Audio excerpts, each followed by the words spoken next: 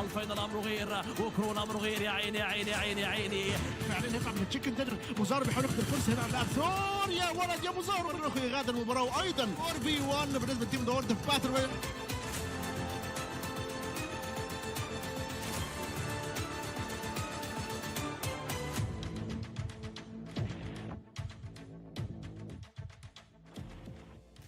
What's up, guys? Welcome back. It is time for day number 2. And of course, as we already saw, the first day off to an absolute smashing start. Of course, my name is DK. I'm joined by none other than the lovely Mr. Crowns. Crowns, how are you feeling today? Feeling excited. I'm feeling pumped. Where I recently just came across the word penultimate, so I'm going to use that a lot today. We are in the penultimate day of the finals, and I'm very excited about it. It's always great to be excited about all the insane action that is going to be coming through here. I mean, we were talking about it a little bit yesterday, right? Definitely moving into today, we don't want to see those crazy zones, right? Maybe once. I think once would be fine. But twice, I had to stop myself before I completed that sentence fully. I think having it happen back to back, you know, that is maybe just a little bit too much. But of course, as we know, our teams are going to be playing their way through another 6 matches to show us exactly what they can bring to the table. Speaking of tables, though, we've got I see they are doing an interview with Arthur from the World of Battle. Now, historically, we've not necessarily had the audio come through on that. Let's take a quick look and see if the audio is there. If not, we'll just continue chatting. All right. Nope, doesn't seem like we've got any audio on that front. That would have been so cool. But gotta say, Arthur looking pretty chilled, pretty relaxed. Right, one wouldn't say that this is the second day of the finals, right? The second last day of the finals as well. I mean, it's a 2-in-1, and also it's day number 2. Okay. You know, so I'm excited as well, we've established the teams are going to be playing through exactly the same map rotation as we had yesterday. So we are going to be heading into Miramar, Sanhok, Erangel, copy, paste, rinse, repeat. But now yesterday, as I've also mentioned, I think yesterday was a little bit of a litmus test coming through for the teams, trying to get a bit of an assessment as to what the approach is moving into the finals. And we did see varying levels of results coming through on that front. But I'm curious to see how all of the information they were able to gather yesterday is going to translate into today's action. I mean, what are your predictions? What do you think is going to be the outcome for the first match? For the first match of today, I think we'd see the first match, if the zone is not too crazy, the first match would be what the first match of yesterday was supposed to be like. Chill. Because as much as everyone has done that litmus test, I feel like yesterday didn't give them that much of a chance. Today, we know teams will definitely be switching things up, and I would like to see how teams will do that one. So I believe the first game for today should be that chill game where everyone kind of tries to test out the water, see the attitude that is coming in today, see how they're feeling about the day, and then we'll see how the rest of the day goes. Yeah, and I mean, I think what's also quite interesting is the fact that, you know, we were talking about the statistics yesterday, right? So based on what we saw come through from league stage and all of that. And I think it was a very pleasant reminder just yet again that the way that the teams participated and the way that they performed through league is absolutely no indication of what we are going to be having come through in the finals here. And I like that extra level of surprise because we don't know the extent to which these teams are going to be looking to step it up, just how aggressively they are going to be looking to perform here. And I mean, looking at XENON, for instance, yesterday, they got their second winner chicken dinner over on the map of Sanhok for not only this season, including the last season as well. So, and a phenomenal step up going through from their end. I mean, the World of Battle, they were an absolute menace coming through with those 38 eliminations. But then we got to give it to Falcons White. I mean, we were talking about this a little bit before, in which you said that, you know, we are going to be looking at quite a bit of a step up potentially to come through from the side of Falcons. I mean, looking at the performance that they brought in yesterday as well, 37 eliminations, that is a pretty aggressive showing, especially looking at what the World of Battle was also able to do with a very similar count when it comes to elims.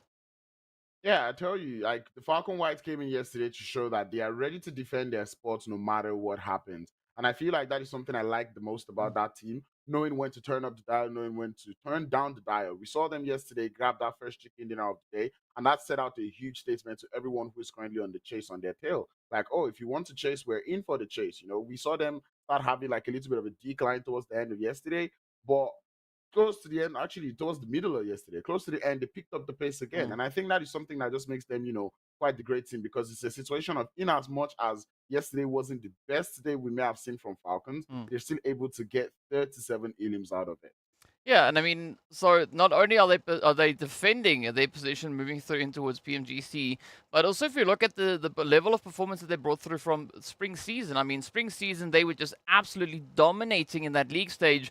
Moving into the finals, it wasn't exactly the same situation, but still a strong play coming through from them. And I think that this season they are definitely going to be looking to push that envelope even further, far beyond the performance that they brought through in the previous season. And looking into the stats, I mean, it does seem to be pretty prevalent that that is exactly what they have on their mind. But then comes the other big question. Do you think that we are going to be seeing RUKH Esports potentially looking to step up with a bit of contention? Because currently there's a 25-point gap between them. And also, as we know, they are still making that play for PMGC as well. Yeah, I really feel like RUKH Esports will play catch up today. They're not a team to sit down and relax to allow another team just ride on them. We didn't see them. We barely saw them yesterday. I mean, they did put up some numbers here and there, but we started seeing them getting taken out on rotations, which is not something that we see happen to RUKH Esports quite a lot. You know, they're not winning those engagements as we normally would see them do. So I believe that coming into today, they're a team that really knows how to improve. And I feel like today would be that day where they would show us that, you know what, we're still in for that chase. Probably give the Falcons a run for their money. Yeah, and I think to add to that, in order for RUKH Esports to be able to give Falcons a run for the money, I think they have to maybe today try and bring in a little bit more of that placement point play, right? Get themselves into those later stages, because across the 6 matches yesterday, they were only able to secure themselves 9 placement points. That's it. So again, definitely not something that we are all too accustomed to be seeing come through from the side of RUKH Esports. But let's hope that, you know, today they're able to just lock themselves in and just maintain that focus and push as hard as they can, because as we know, 6 matches back to back, it takes a little bit of time, right? It is going to be quite a bit of a mental flex for these teams to ensure that they are able to maintain everything they need to bring to the battlefield. I think that adds to the level of complexity, right? I mean, playing through this, they've already, as we mentioned yesterday, played through 78 matches. Moving into this, they just keep on adding up to that. And that's where it starts to get concerning, because I mean, we're talking here about RUKH Esports, one of the teams with not even one of the teams, the team with the most chicken dinners heading into the finals, and here they're only able to gather 9 points from placements. It starts to get scary, and you know that these are not numbers that RUKH Esports themselves are happy about. This is something they would definitely work on. And when we're talking about those placement points, I'm also looking on the side here, seeing Raad only able to get 2 placement points from yesterday out of 6 games. That is not even close to the Raad that we've seen at all in any time in this fall split. You know, so going into today's games, these are teams that I'm looking forward to. Like, okay, you've not played so well yesterday. You've got so much spots on the line. Today is when we start to see that top 6 seal, because as we know, the top 6 makes it to the MEA Championship. So that is also still something to fight for. Yeah, and I mean, I think the contention is going to continue across the way. Currently looking at the split that we have between that 6th and 7th place, there's 1 point. Only 1 point separating that entry into the top 6. So I do expect that Virtual Gaming Raad, they are definitely going to be looking to up the ante here today. I mean, I have to agree with you. Raad only coming through with those 2 placement points. It does not really reflect the kind of performance that we were seeing over into League. So again, same as what we had for RUKH Esports, we got to see those plays to start to match up a little bit more. I mean, fortunately for them, they were still able to capitalize on the fact that they had the bonus points moving in here. I mean, Raad coming through with 63 bonus points. It does allow them quite a bit more flexibility to some extent, but I think moving into day 2, it's a day in which you can't really rely all too much on that flexibility and opportunity that has come through from the bonus points of the league stage. Now you got to focus back on the target and show exactly what you are here to accomplish. Yeah, and you know, you speak about you know, those bonus points, and I think that's what makes, you know, the World of Battles run yesterday quite impressive. Because right now they find themselves 2nd overall on the board, and they only got 55. Well, maybe not only, but they got 55 points from bonus points, right? But compared to what the other teams there in the original top 4, top 5 had, theirs wasn't even the best, you know. And then they were able to have such good games yesterday, boost themselves up. Because to be honest, if not because of those bonus points that Falcons were able to gather, it would have been a whole different story for the side of the World of Battle. Yeah, no, it definitely would be. I mean, if we didn't have the bonus points there, the leaderboard would look slightly different. And we would have the World of Battle sitting at the top, Falcons then taking second place. We would have XENON all the way in third place, Blackhand up in fourth, and of course Special Esports then secured all the way up into fifth place. Now that is just based on the amount of points that the teams were able to accrue yesterday. Now, as we did mention, of course, speaking about yesterday, our teams are going to be taking themselves through the exact same map rotation. So we are going to be starting off the proceedings right here on the lovely, lovely Miramar, heading over into a little bit of that Sanhok and Erangel action, and then copy, paste, rinse, repeat. We just shuffle them all back again. And I think this extra bit of consistency for the teams, it allows for even more plays, even more upsets now to come through, because they know exactly what to expect. They are playing against exactly the same teams. The only differentiating factor here is, one, okay, they might also be a little bit more fatigued than they were when they were playing the previous match, but we also have that flight path that could potentially be going in a completely opposite direction, as well as the first initial zone. Yep, the zone, the playing path, those are things that would definitely be influencing how well the teams would be playing going into today's games. Yesterday I finished the broadcast and I'm like, something seems off. And then I realized, oh, we did not get any Vikendi games. But yeah, there's no Vikendi here in the finals. But ultimately, here are the overall rankings, which still isn't very correct. But ultimately, it's quite close. Yeah, so essentially a majority of the team's positions are right? Obviously, we've got RUKH up in 8th place, Virtual and Clear Vision, they've also swapped around. Greedy, they are in 10th place, Smash in 11th, Wave, Vampires, everybody else essentially in the right place. Of course, Superpower and PLUSEIGHTEEN, they've also actually swapped places along the way. We've got PLUSEIGHTEEN on 48 points versus Superpower sitting on 47. So a slight little bit of a differentiation coming through on that front. But as we know, as we approach the action moving into today's matches, right? The leaderboard is going to be something that we're going to be paying pretty close attention to. But I think aside from the leaderboard, we're also going to be focusing in on these teams, right? To see exactly who are going to be the ones to step it up at this exact point. Because yesterday, right, it's done, it's in the past. The teams now have to focus at what's at hand and just how much of a press they can bring through trying to solidify all these points. And honestly, looking at the leaderboard, there is not that much currently separating a team, so we could still see quite a few change-up coming through into today's plays. But speaking of which, we are going to be hopping into, I believe it's a quick ad, so let's enjoy that and we'll be right back.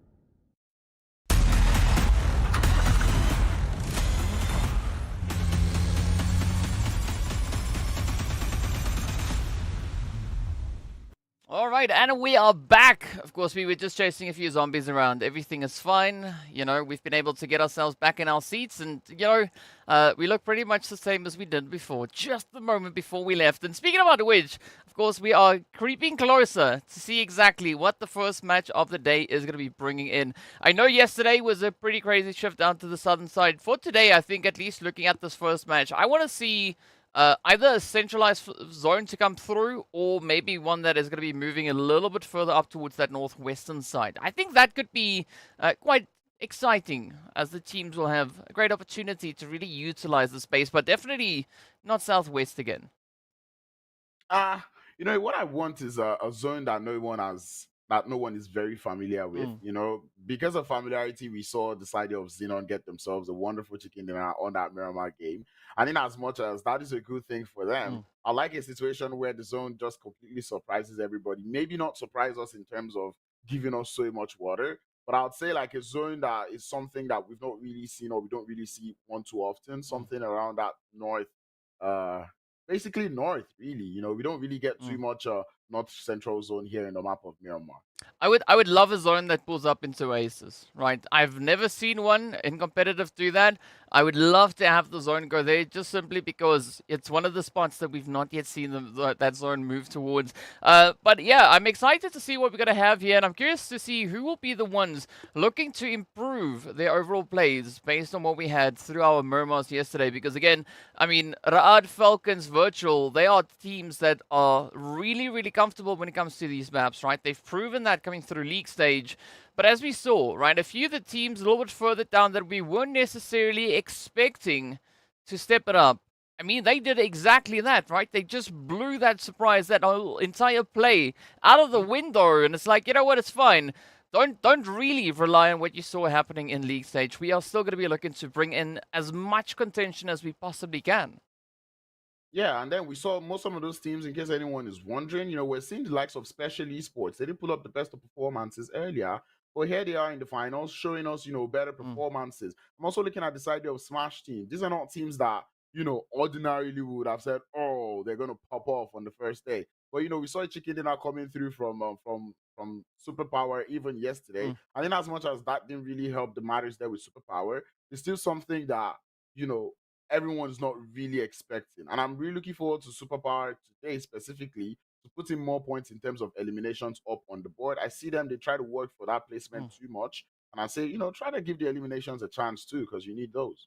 I mean, so based on the amount of placement points that they were able to accrue just yesterday, they actually got more placement than what RUKH Esports and Virtual Gaming Squad, as well as the players from Greedy, were able to secure. So placement points, I think, keep whatever they did yesterday, but as you said, add the eliminations on top of that, right? Because also only securing themselves 10 eliminations, I mean, it's not a bad play, but we know that they can do so much more. So I'm really going to be looking to see, again, right, who's going to be looking to bring in that balanced performance, right? Who's going to be focusing on placement and eliminations equally instead of trying to prioritize one over the other. I know sometimes you don't necessarily have control as to when you leave the match, but definitely we are hoping to see the teams that need the placement points make it into those later stages and do it on a more consistent basis, at least here for today.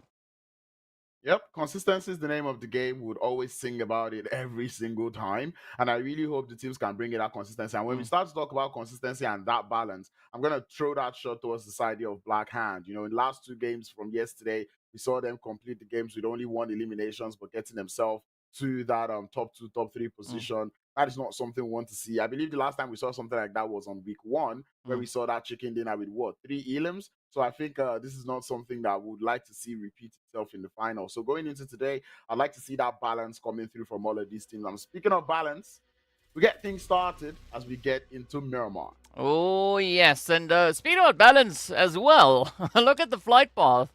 It's cutting straight through the middle. I mean, I think this is pretty much exactly what the doctor ordered. I don't quite know where the doctor is, but we gotta love these orders that have brought their way on in. I think the main kick at this point is gonna be what that zone will be bringing in. I think the teams are also waiting with a little bit of angst, right, to see what that zone is gonna be doing. Because the moment we see it return back to normality, that is when we know it's about to go down. right? The teams are going to let it loose. They're going to let their hair fly, and they're just going to, like, rip out whatever they can muster at this point. And I think that is exactly what we could be having come through here, if the zone behaves. Yep. Just if the zone behaves. It's a very nice playing path, I've got to say. You know, taking us all the way from that northeastern side down towards that southwestern side. Slices the map in a diagonal manner. You love to see it. Everywhere is pretty much accessible. You should be able to find vehicles to get over to El Pozo if need be. I believe the pilots there in RUKH will be able to make it all the way to Monte Nuevo. Los Leones is reachable. Impala was MTS today. Really looking forward to one of the Los Leones teams going over there, but it doesn't look like that will be happening. And that play zone happens to be one of those play zones we got to see a lot in the spring split, you know. So going now, it's one of those little bit of a familiar zone, and I really hope teams know how to play their way around this. Yeah, I think Greedy, they are definitely going to be feeling very, very comfortable. Already we do have Hemo up on the front line, so that is not necessarily going to be changing up anything for them. It's also good to see Superpower changing up that approach ever so slightly, because normally we did see them kind of dropping in between where we have RUKH Esports and Greedy. Al-Faluji rather, was a little bit further down towards a position similar into which we see Hemo positioned up right now. So let's see how this one is going to be playing out. Again, Falcons, they're not going to be phased whatsoever. They have themselves set up all the way down into Valle del Mar. So I think they're going to be having a very leisurely low roll, rather, once they decide to make it up towards the zone. And we don't have any hot drops. Grounds, not a single hot drop to even mention. Yeah, and that's what happens when the playing path is just so nice. You know, everyone gets that chance to loot. It now becomes a situation of, well, you know, where you land and how much loot you're able to get. But speaking of that, I'm looking at the splits that 77K have there. And in as much as, you know, you've got so many land to play with, a couple of scrappy buildings here and there, scrappy building comes with scrappy loot. So I'm kind of worried for 77K as to how much loot they might be able to get, considering, you know, this is a Miramar game. You need just enough going for those late games. Well, I mean, there's always another way to get your hands on a little bit of loot. Take it from the opposition, as they are now going toe-to-toe here with Virtual Gaming, but that is going to be Thor getting dropped to their knees. Fares, definitely one of Virtual Gaming Squad's players that we're going to have to keep a very, very close eye on. This also now reminds me of Mostar yesterday over on the last Erangel, when they got met with that beautiful nade up into Yasnaya Poliana. So this time around, it does seem like Virtual are going to be looking to dial up the aggression just a little smidge, at least for the start of the game. Morteza, again, not too far away from them, but the World of Battle back in the usual position, up in towards Picaro, going about their business. But we do see Vanguard from Clear Vision also now looking to take up a bit of a position just to the north. And I think that could actually allow them quite a bit of information as to the rotation and play coming through from the World of Battle. Yeah, I think those are just those positions where you just get information. You know, that position coming through from Van Kid there, that is definitely a position where it's just to keep an eye out as to what is going on in Picado, you know, not for too long, just get an idea as to what is going on. The same thing could be said about him or when he landed, you know, far away from his teammates, just to see how many parachutes are landing close to the area, put a mark on it, so you kind of know, like, okay, this is one place where we may have a team, we know to avoid it. So it's pretty much a very nice play. In terms of rotations, I'm not too bothered about anybody for the time being. I don't think late rotations would be a bad thing. Nor do I think early rotations would also be a bad thing. It's just going to be taking those very strong positions in the circle. Well, let's see how this one is going to pan out. Of course, if you are currently watching and you have a prediction, right, or any thoughts that you want to share with regards to what is happening out on the battlefield, let us know in the chat, right? Tell me, who do you think is going to be the team to clutch up this winner chicken dinner, while we also sit here and try and figure out exactly who that is going to be? I mean, Grounds, I don't want to ask you for predictions because it's not stage 5 just yet, right? And apparently, according to Maxman, we have to wait until phase 5 to do that. So you are safe for the time being, because usually by the time we get to phase 5, I tend to forget about it and then it just slips my mind, right? So I'll rather ask the chat because I can ask them because we want to hear what their opinions are. I mean, things are actually nice and tranquil out on Miramar. I mean, in comparison to what we had yesterday, this is a completely different ball game. I mean, zone excluded, right? Just looking at the kind of play coming through from these teams. Yeah, and this was what I was saying before the game started, that this game one would be the game one we wanted to see yesterday, as to everyone just playing it a little safe, testing out the waters, seeing exactly what everyone is doing, you know, try to get into those positions and see how well you're able to hold it. And speaking of positions, I like the one coming through here from Special Esports. They've sped up their loot, gotten everything done and dusted, and they've already held a very good position on the top of the mountain. And not only is this mountain good, it is finding itself close to the center of the circle, which means unless we get one of those crazy hard shifts, they should be getting the next couple of zones to themselves. And teams are going to start to draw closer to this position, and I think it's a position where the side of Special Esports will be able to grab themselves quite a number of elims. Yeah, I think the time for crazy shifts, it's pretty much gone, at least for the time being. I mean, usually if there's a crazy shift, it happens quite early on. So, yeah, I have to agree with you. I think Special Esports, that is a really good position to hold. And also, as you pointed out, that 2-2 split, I mean, that is going to allow them quite a bit of flexibility, especially in and around that Minas Generales region. And, well, the rest of the teams are still going to be looking to make their way on through. It is going to be RUKH now trying to pick up a quick few hits up into the world of battle. But look at the setup coming through here from Smash. I mean, RUKH is going to be the one to start the play. But then as the teams try to escape, they rotate down into the rest of the squad. Beautiful play. Yeah, I was about to say, Hazem, what kind of driver are you? Because he didn't seem to want to go down, but unfortunately, driving in between 4 players there from Smash Team on that beautiful position that he held was apparently good. And I think maybe Hazem is the best driver there on the water battle, you know, because that's not how the vehicles work. They probably went, flip, and then, you know, the vehicle turned over as well. In the meanwhile, there's going to be Clear Vision and Superpower having a bit of an exchange. It does seem like Van Kid has decided to regroup, and beautiful nade though there from Alpha Logi. Now let's see if whether or not Superpower are going to be able to close this one up, as they do lose Berlin. And this is now putting both teams essentially on a bit of a back foot. Yeah, very much on the back foot now. The side there of Superpower down to just 2. The same thing would be said about Clear Vision, as they're also down to 2. But it does look like that revive is something that is quite possible for the side there of Clear Vision. As we start to see more grenades getting prepped up towards the position there of Clear Vision. Focus looking to get revive for the time being, as Special Esports, or Superpower, sorry, looking to play this one a little bit carefully, not forcing it too much. It's a play that I admire.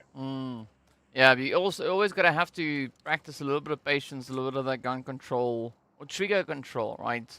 I think acting impulsively at this point, it could seem like a great idea, but looking at the caliber of performances that we have here, you might get brutally punished if you take too much of a bold step. But in the meanwhile, we do see that zone also now taking a slight little shift, heading further on down. So that is going to encourage a few additional plays now to come through from the team. So let's see how this one is going to pan out. And I mean, Clear Vision, Superpower, right, they can essentially hold onto the spot for the time being, looking to leverage it against whoever else is going to be rotating up from that northwestern side. Yeah, I mean, RUKH Esports does look to have heard that noise. They might want a little bit of the action. We saw RUKH Esports and how well they can pull up a third party yesterday, but man, even the third party is getting third partied right here, as default falls to the shots coming through from XENON from the background. So it's a plenty-way fight, you know, maybe almost like a 4-way, 5-way fight going on here on that northwestern edge of the zone. Well, it's going to be go time, as XENON also now to be keeping their eyes a little bit closer towards that zone positioning. And I mean, this is essentially the kind of play that you want to have, right? If you have the opportunity, go out for that zone setup. But then meanwhile, a very fair trade here between Clear Vision and Superpower. It's been a tit for tat on that one. Now, White Boy trying to get the res in, as they need Alpha Logi to contest the 3 players coming through from Clear. But it is going to be a very unfortunate play, though, as Superpower will be our first team out for day number 2. Out they go, 1 elimination up. Yep. I mean, they got 1 elimination. They'll be vibing with it. At least they don't get to come to the donut shop. So I guess that counts for something. But yeah, Clear Vision will clear out that northern side, looking to further get into the circle. But with XENON just out on the background or lurking in the outskirts, it starts to become more of an issue. I'm really keeping my eye out on that position being held by Special Esports, because it is such a strong one. I want to see how well they're able to capitalize with those positions. And the split is very wide, or it looks wide, but ultimately it's one that would still get them quite the elimination count. And I'm really looking forward to them, you know, holding on to that position, because they cannot lose players. Yeah, well, speaking about position, we can see that the rest of Special, they've now decided to move a little bit closer towards that southern side of the zone. As you go to Weiss, just up ahead. I mean, +18 also now going to be taking this one with quite a bit of caution here. They know that there's something in the vicinity. They don't quite know exactly what or precisely where. So Ramsey, Weiss, they could have a bit of a push potentially now just on the horizon. And I think it's going to be relying on what the zone is going to be allowing them to do. Clear Vision also yet to make that approach, look to find a bit of a position to play from. And now as the zone is going to be popping, we could have a few teams with a little bit of a favorable setup. And while it does seem like Special will still be maintaining a center zone positioning. And that's what I was saying about that position that they held earlier. It is one that still guarantees them the next couple of zones. Hence why I feel like they will be able to get themselves by the Elim. Once again, we never get tired of it. Black Hand up against RUKH Esports on the northern edges of Miramar. It's not something that we'd ever get tired of. This time there's a little bit of GREEDYFORKILLS in the mix as we see Himo finding one of the players there from RUKH Esports and even making that too as RUKH Esports now start to dwindle in terms of numbers. And right now I'm getting concerned for RUKH Esports because it's looking like they're not quite able to nip their rotations in the bud just yet. I mean, it's a little bit of a change. I gotta agree with you. This is looking like it's a little bit more of a challenge to find a good position to move up into. You gotta appreciate what Hand is doing so far, just utilizing this ridge line, looking to play a bit of an opportunity. They are, of course, keeping their eyes very, very sealed and locked in onto the side of the Vampires, with Koa now coming through with a bit of a reach. I mean, as we know, yesterday, Koa performed actually very, very well, so I'm curious to see what change we'll be having on the Black Hand side. Yeah, I challenged every other person on the squad yesterday, saying that I would like to see all of them, you know, stand up, try to get themselves a couple more eliminations up on board. I was able to get 13. I think I saw about 7, or no, make that 5 onto the side there of Plaza, you know, 2 from Storm, and 7 are coming through from Mazzaro. So I was like, you know, you need to grab those elims because ultimately Kwa was the MVP from yesterday, but it wasn't just based off of elims, right? It was also based off of, you know, survival time. There was also damage done, you know, coming through from that player. So you want to make sure that you're playing the game as a team. As much as you'd like to center your gameplay around someone, I'd say, you know, try to step it up and make things better for the team. Yeah, I mean, if they have 4 Koas on the team, that could maybe be a very, very competitive play to make. But having 4 Koas, it's going to be difficult because there's only 1 Koa out there. In the meanwhile, we are going to be looking for the next little bit of action as the blue zone is going to be forcing the teams now to condense even more, moving into the region. I mean, Clear Vision still on the outlying areas. Virtual Gaming Squad also going to be holding a very selective spot over on towards the western side. Falcons, they're going to be looking out to try and encircle RUKH. As you can see, we got Punch and Teak over on the one side and then Axe and Psych on the opposite end. So RUKH, they're going to have a pretty tough time rotating out of that current positioning. Yeah, and for a team that needs to get their day together or get their day right today, RUKH, being just in positions where you could get kept by the side of Falcons is not nice at all. But ultimately, if you're looking at that map and the way it's blinking, you would be able to tell that the players there from Clear Vision have found themselves yet in another skirmish and engagement up on that western side. It does look like they're not able to catch a break, as this time it is Virtual Gaming Squad to clear out the entirety of the team. Well, it's a very unfortunate play there for Clear, but at least we still have many more teams left here. As we can see that match ranking board coming through. Virtual are going to be sitting at the top with the most players, but they share the eliminations with 3 other teams, as that is the World of Battle, the Vampires, as well as Greedy. But now Falcons going to be looking to lock in their first few potential eliminations, and they are aiming to get that done here with the side of RUKH. Zuxi instead sacrifices themselves up for, well, the opportunity for the rest of the team, but again is going to be following through onto Axa. Now Psych, the moment they pop up, that is going to be Reno just driving in the spray down. But that angle by Reno now has been spotted a little by TQ, and we're already starting to see the players there from Falcons look to draw in closer, trying to distract the players there from RUKH from thinking about grabbing that thirst onto Axer. As you can just see that revive. The vehicle cover is already there, and the side there of RUKH needs to play so well on this defense. Let's see whether or not that defense is going to last, as we've got Teak finding a beautiful off-angle positioning here. Now it turns to Fevo. and Reno, right? The two final contenders in the match. But as we can see, Reno is down. This is the Falcons now looking to swoop in. They get it. That is RUKH right out of here as Puncher runs them down and ships them back to the lobby.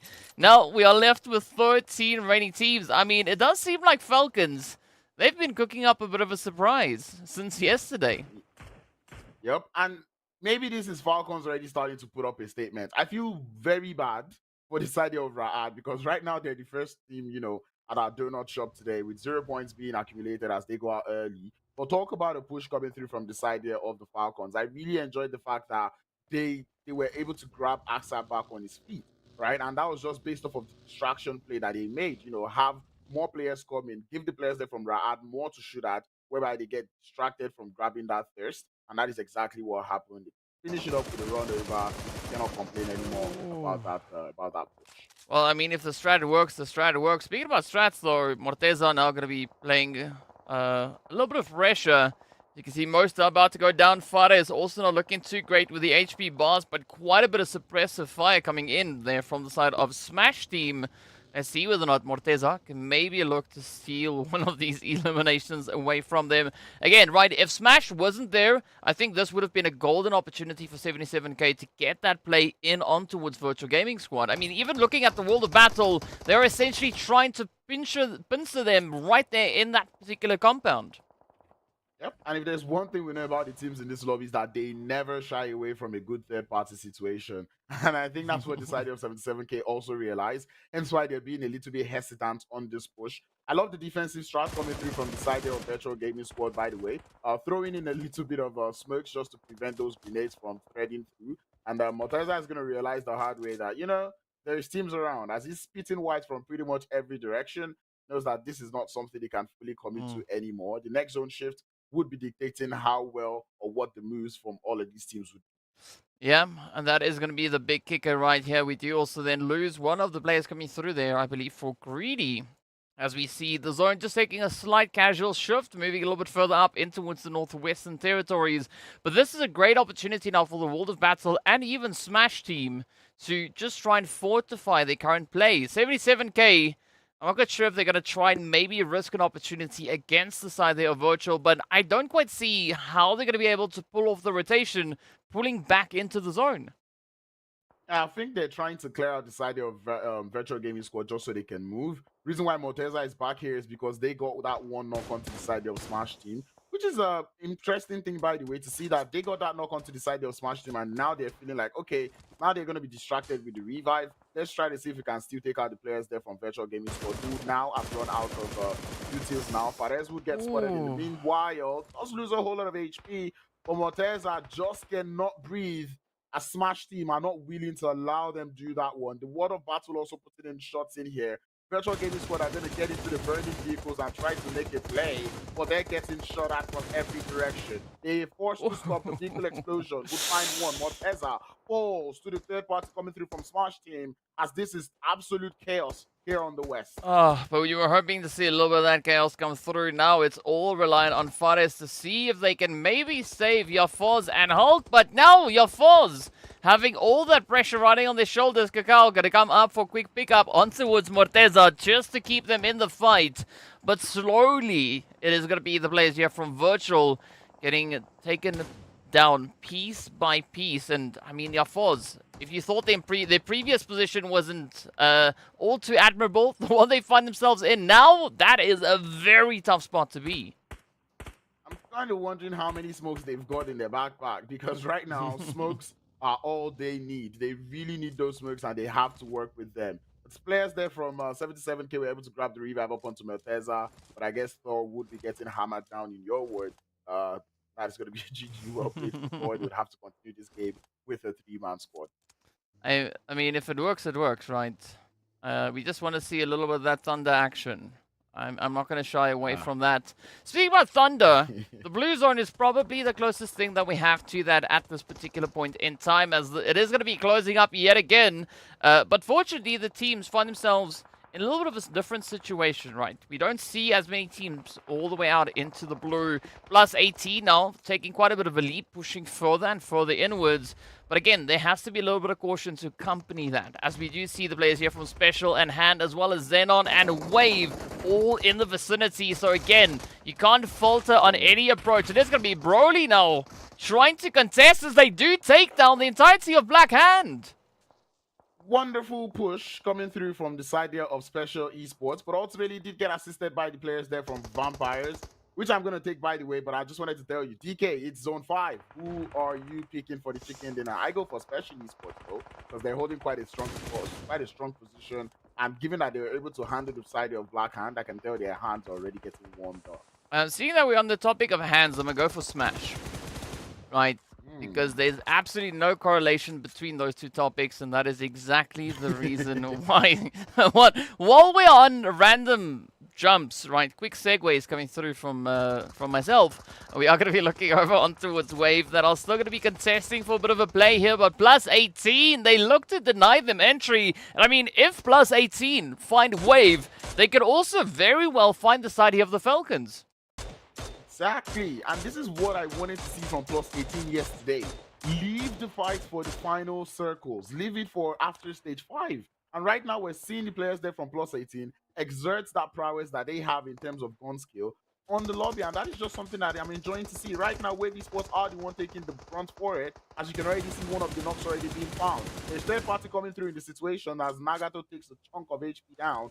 But Falcons right now on that south, they are looking to do quite the work because they've got 5 eliminations up to their name. Yeah, and they are our current aggressor leaders with regards to that. So let's see how the play is going to pan out. Meanwhile, plus 18 still pretty committed on coming through with a bit of a third-party play. Zazal about to get shipped out, and off they go right back to the lobby as Wave will end their run in 10th place and 1 elimination to their name. Not a bad start. I mean, 10th place definitely does look quite exciting at this point, seeing at how these teams are just doubling down on the aggression from all over. Falcons, in the meanwhile, they've taken a rotation a little bit closer towards Smash. So again, a very dynamic shift coming in across the board.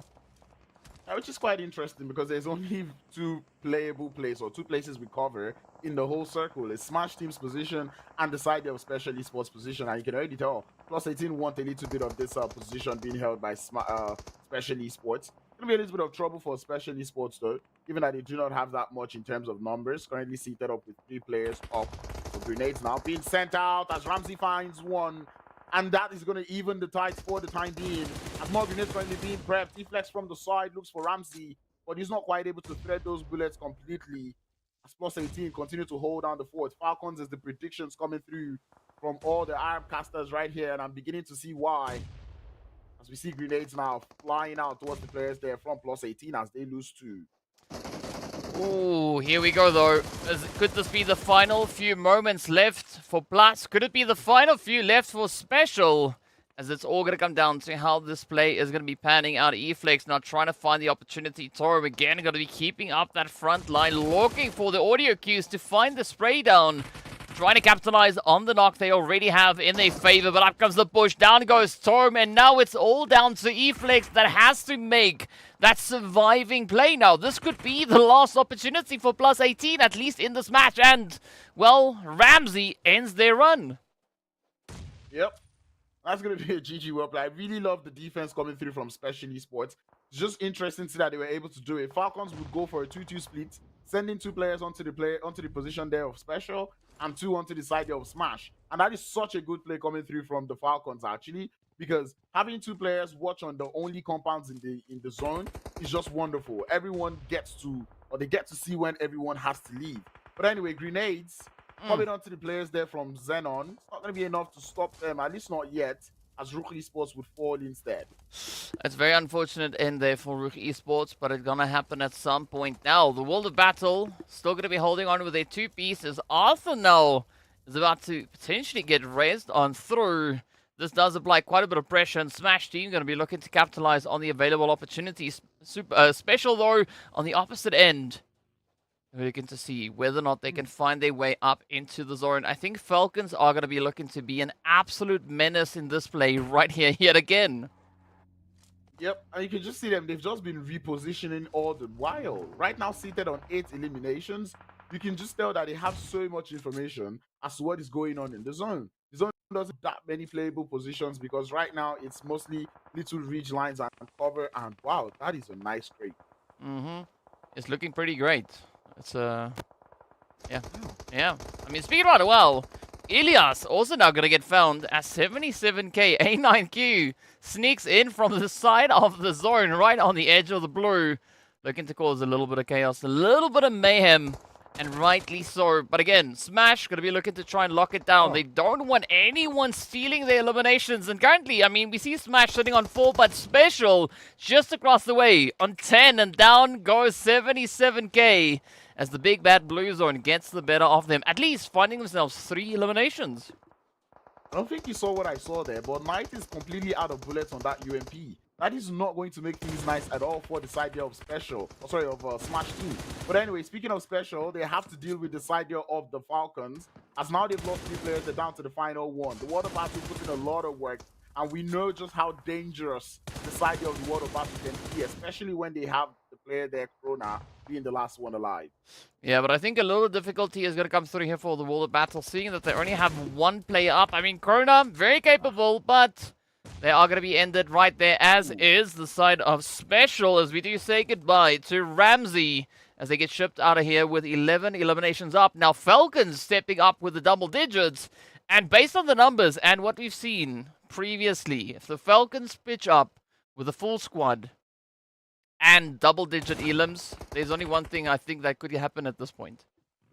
Yeah, and to be honest, I see this going over to the side of Falcons because I feel like Smash Team, they've done so much damage. I'd love to see their damage numbers because they've done a low lot of shooting, but right now they're running low in terms of bullets because I don't think they have that many crates around them to loot. As we're seeing that, Knight is down to 24 in the gun and just 5 in the backpack, so they're running out of shooting quite quickly. Black Loss falls as they do lose Rift in the meanwhile also. We're starting to see more shots coming in through. The vehicle explosion comes through. And it's going to secure almost yet another knock. The Falcons down to just 1 more player. They're pushing. They find it. And that it will be the Falcons once again starting off the day with a winner chicken dinner. Well, a pretty good chicken. Right, Falcons again just showing that dominance, ensuring that they lock in the most possible points. I mean, yesterday they did it with 15 eliminations. Today they lock in 13, but still packing 22-16 with regards to damage. So a very, very aggressive play coming through here from Falcons wide yet again. And you got to love the way that they step up through the action here. I mean, again, right, the moment they have the numbers, the moment they have that security, it is almost guaranteed, not 100%, but it is very close, that the Falcons have a very high probability of securing themselves that winner chicken dinner. So again, another great showing coming through from them. Yeah, and one thing about that I admire about the way they play Miramar is just how they're able to get themselves within space. Like, they had so much space on that south, and you start to wonder, how did they get this much space? But they didn't just get it by luck. You know, they were fighting every team that was out there on the south, started all the way with Raad, took them out. They have that momentum push now, and then they're just staying up on that southern edge, making sure they have as much space that they get so much information as to what is going on in the circle, and they're able to play so well based off of that. Well, I mean, if it works, it works, right? If it ain't broke, don't fix it. So I'm curious to see whether or not the Falcons, however, today will be able to maintain that consistency, maintain that rhythm, that flow. Speaking about rhythms and flow, let's get into the highlights of this past match, and we'll see you guys back in a short few moments.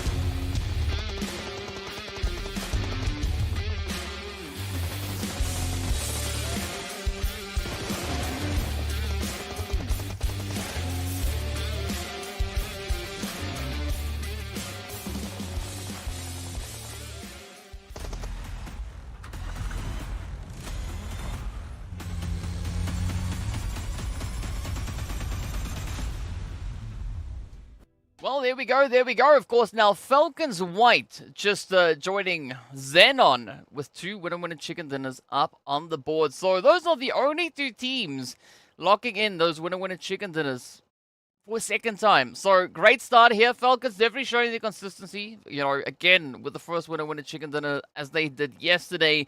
But again, we got to see exactly how these teams are going to be looking to push that pacing, right? Where are they going to be looking to end those performances? And speaking about performances, Grounds, here are our MVPs.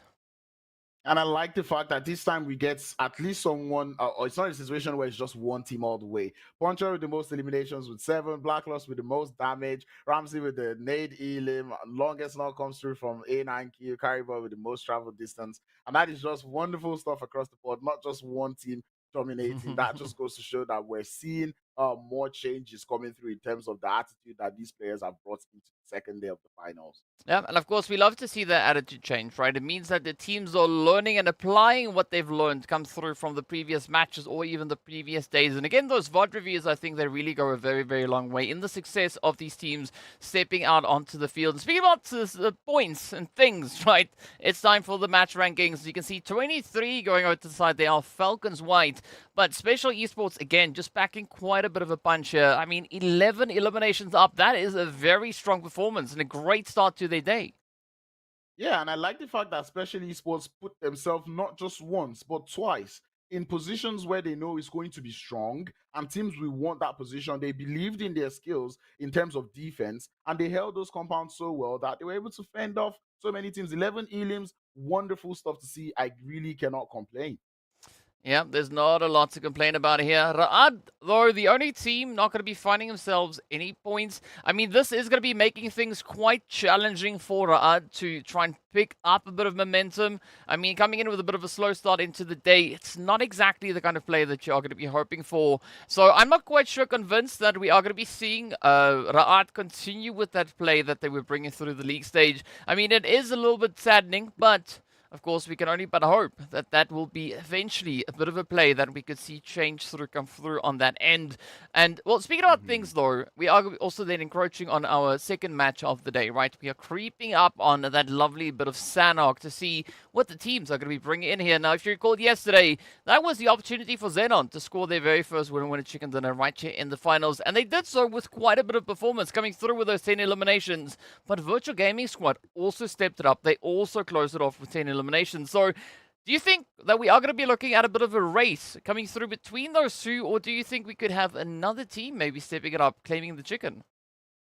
I mean, with the way Special Esports and some of those middle table teams have been playing today, I feel like we're not going to be seeing that race come through. I mean, Special Esports had such a great game in this in this first match of the day, and I feel like if they go into Sanhok with that same attitude of I would like to take fights as they come to me, or I'd like to stay in positions where I can play that defense, teams would want to be here. I think that is something that we'll be seeing more different teams or different teams show up. I mean, also in that game, we saw Smash Team, right? So these were teams that were currently in the middle belt. You know, now they're putting up the numbers up on board, finding their way to the top. So I think that's probably what we're going to see here in this Sanhok game that is coming. Yeah, I mean, Smash, they had a really good showing in our second Sanhok of the day yesterday. I mean, they got themselves those 13 eliminations, so that also sets quite a bit of a precedence as to what we could potentially be seeing come through from them. But again, right, we've got a few contenders that could potentially be looking to lock that one in. And again, it's just such a stark contrast to what we had come through in league stage, right? The teams that we were expecting to perform well moving into the map of Sanhok, well, they tried, but they were denied any of that eventuality to come through. And of course, as we know, we are going to be prepping ourselves to get right down to business. And I guess this is the exciting part about having Sanhok as the second match of the day, right? The team's already having a bit of an opportunity over on Miramar to stretch their legs, you know, get those scopes trained. But then they have another opportunity to kind of acclimatize themselves to a little bit more of that close quarter combat. And I think Sanhok is going to be the perfect map for that. Yep, you get to sharpen those DBS skills. We don't really see too much DBS out there in the map of Miramar, but trust me, you would see a lot of it coming through in Sanhok. I'm really looking forward to the zone, and I feel like this is not. Normally, we wouldn't be too concerned about the zones in Sanhok or even the playing parts. You know, we're just more concerned about how the teams are going to fight it out because we know it's such a high intensity map where teams will get to fight. But right now, with those vehicle additions, it makes rotation a Mm. factor that you not want to put in because now teams are free to move however they may deem fit. So I'm looking forward to seeing where that zone goes this time and see how well the teams will play around it. Well, there's going to be only one way for us to find out exactly what that flight path and what the teams are going to be doing, as we need to jump into the match to see all of that now play out for itself here. And of course, speaking of which, well, it's about that time, right? Let's get right into the action as we make our way on through. It is going to be game time. So it does seem like the flight path is going to be starting us up in towards the northwest, heading all the way down towards docks. But I think the big kicker here is going to be where that zone is going to be forming. It does seem like we might maybe again today have a little bit of that hot drop action heading all the way up into its paradise. But let's see. I mean, yesterday at Paradise, we saw Smash Team go for a disengage. We eventually got them, quite a good game in that second Sanhok.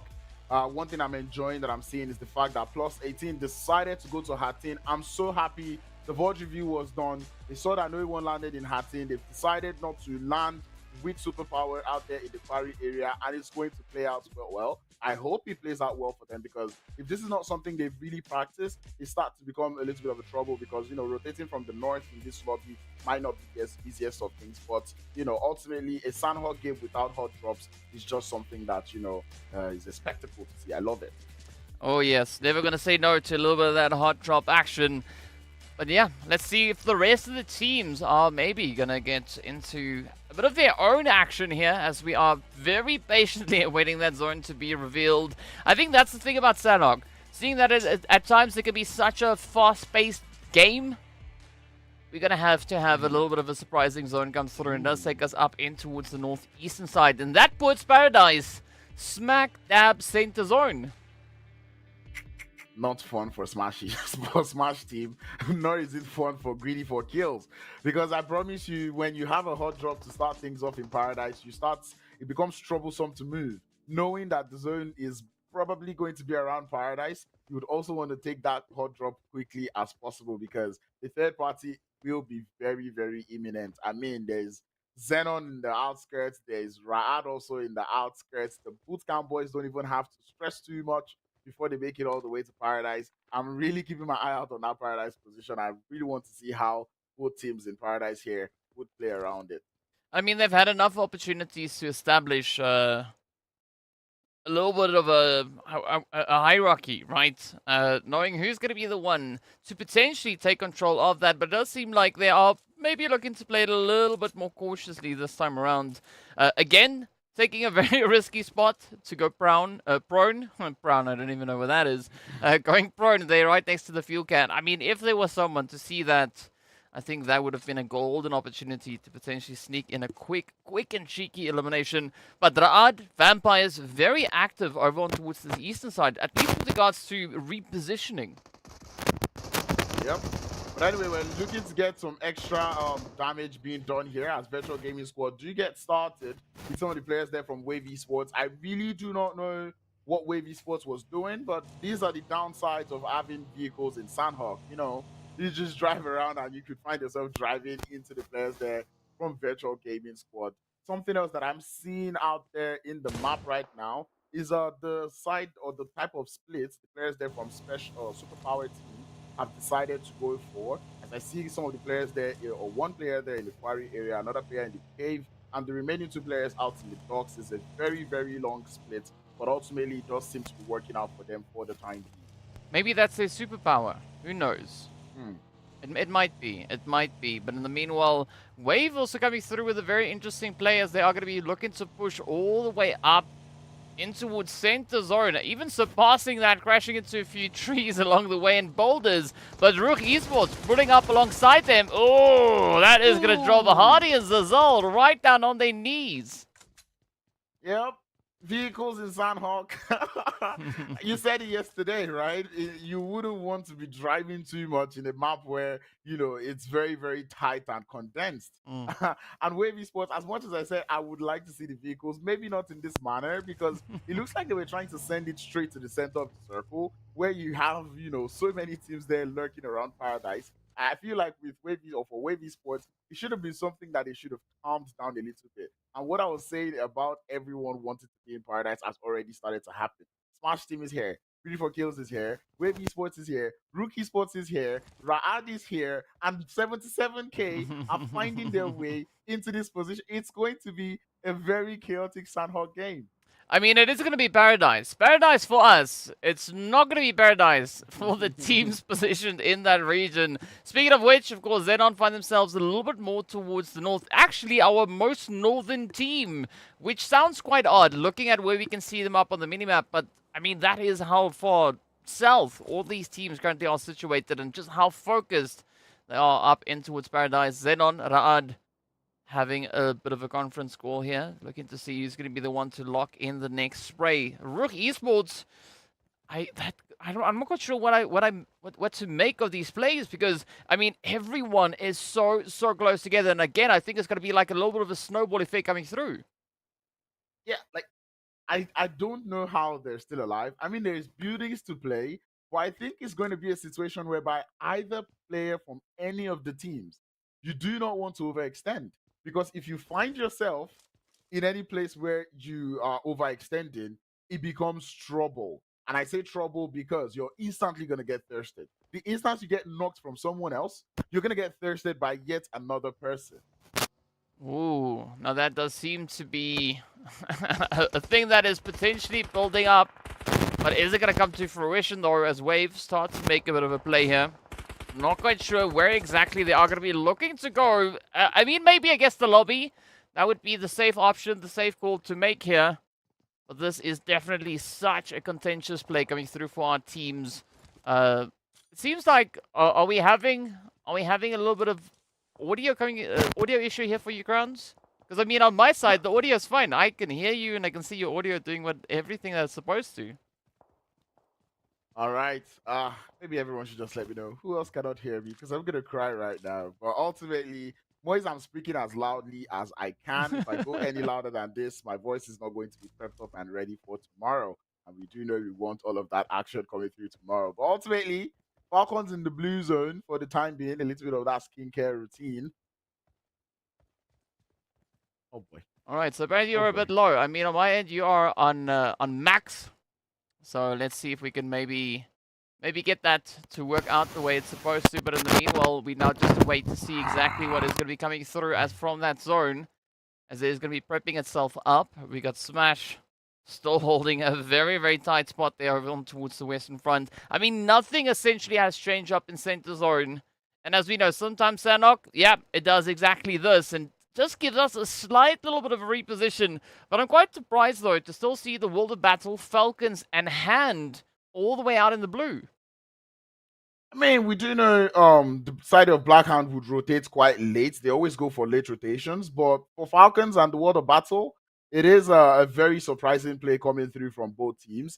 And as I said, I can tell that the only reason why they're still in the blue zone and this far into the blue zone is because of the fact that they have vehicles. Right, so they're currently using those vehicles to move right now. You can tell that they feel like they can get into the zone. So far, they're not sending it into the straight up center of the circle. I think they should be fine. Well, let's see how this one is going to go, though. It is going to be 77k now, looking to get a nice bit of aggression going here. Ooh, A9Q getting met with a beautiful nade as VanKid comes in with a knock and the cleanup. Now, Pocus is going to be the next one to get dropped to their knees. Now it's up to VanKid. And one shot to see if they can defend the honor here for 77k. But again, a lot of contention coming through. 77, they look super eager to get the jump. And up comes the Vampires looking to play a little bit of upset here as well. And it is now a triangle of doom. As the hits... Oh, the hits just keep on flying. That was just wonderful coming through from Ninja. Spamming the crouch button there. Oh, things that I really love to see. Grenades in the hands here of Kilo as they look for that last player there from 77k. The damage is done and down they fall. 77k goes back into the lobby and now things starts to get crazier and crazier. At least that is one team that is out of the whole paradise. What do we call it now? Bowl? Yeah, bowl. Sure. We'll go for that one to see exactly what is going to be happening here. In the meanwhile, still special all the way towards the southern side of center zone. Going to be looking to ride to the ridge line here, looking for a bit of an opportunity. They've got Virtual Gaming Squad just over on towards their western front. But Virtual, they do have the hard coverage to try and utilize. As to where Special, well, they've got the ridge line to try and utilize. So that does definitely allow them quite a bit more flexibility onto a team like Virtual Gaming Squad. But let's see whether or not they can make a little bit of magic potentially happen here for them. Magic is what we're looking for. I'm enjoying really how every team that was around the side there of Paradise, I've kind of moved away. Everyone was scattered. You know, I don't know how that happened, but it happened. It looks like a little peace treaty happened there on that northeastern front, and everyone does seem to be fine for the time being. Well, let's see whether or not the peace and tranquility is going to continue, at least for the time being. As we do have RUKH now looking to just wrap around the edge, looking for a bit of the opportunity, looking for a bit of an angle to try and utilize. But I mean, essentially, RUKH, they've got free reign, rotating along the edge of zone up towards the north, and maybe they could extend it all the way down towards that southeastern side. Vampires, superpower, they are definitely going to be looking to take their aim up in towards that more centered region. I mean, that is exactly where we have RUKH Esports now currently holding. RUKH Esports, we don't really see them playing central positions. Right now, they're forced to play condensed, and now they're in the center of the circle. I kind of wonder, will this work out well for them? Will they be able to play in a situation where they have to defend for most of the time? Ultimately, if it works out well for them, it's going to work out well for them in terms of placements. But I'm getting worried as to how much elims they might be able to get, because if you're in the center, especially in a third-party focus map like Sanhok, if you start to make too much noise, you draw too much attention, and you need to make noise in order to get elims. So RUKH Esports, I'm keeping an eye out for them, seeing how well they do. They've got few eliminations right now. Let's see how well they do. Well, there's going to be only one way for us to find out exactly what the hopes will be here. Now, XENON Smash getting ready for a little bit of an engagement here up on towards that northwestern side of zone. Marshall, Carry Boy, and everybody else just going to be riding onto the side of this building. Meanwhile, Smash, they're going to be looking to lock it down.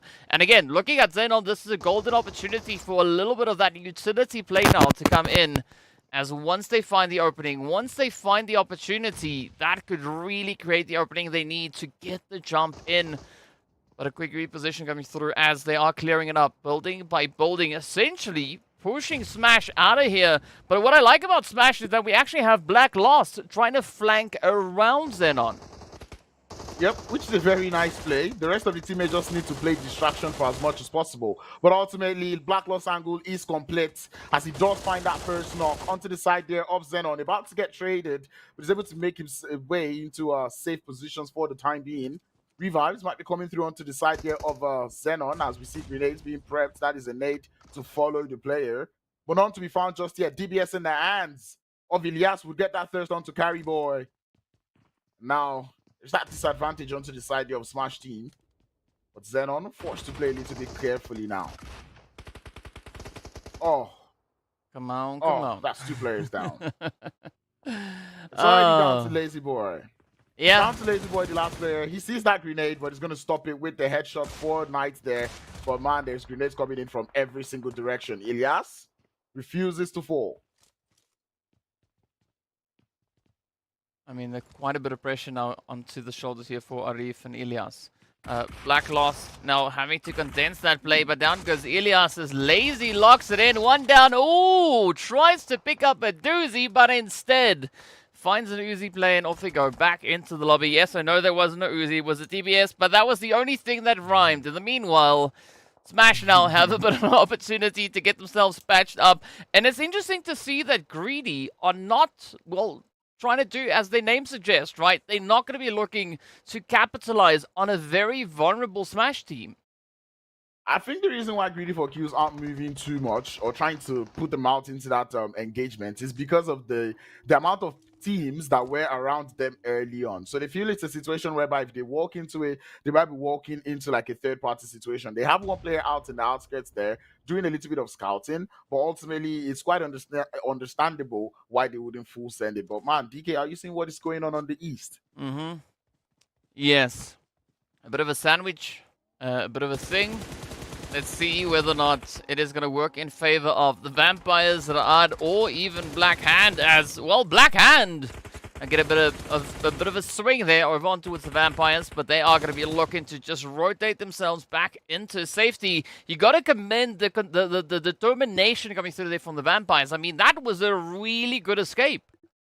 Yep, you find yourself in a bad position. You realize that, guys, we're not going to survive here. We have vehicles, and it worked well. The shot's coming in through. Oh! Go out with the return fire, though, to get the knock onto the side here of Raad. And now Raad find themselves on that disadvantage as they're down by one player in again. And I promise you, for Raad, that is not the player you want to lose, as that is one of their strongest fraggers for the time. And we see more grenades coming out from the side of Black Hand as they start to look for the rest. Another grenade will find Zoxy as he falls. Fivo and Reno, the last players left for the players there from Raad.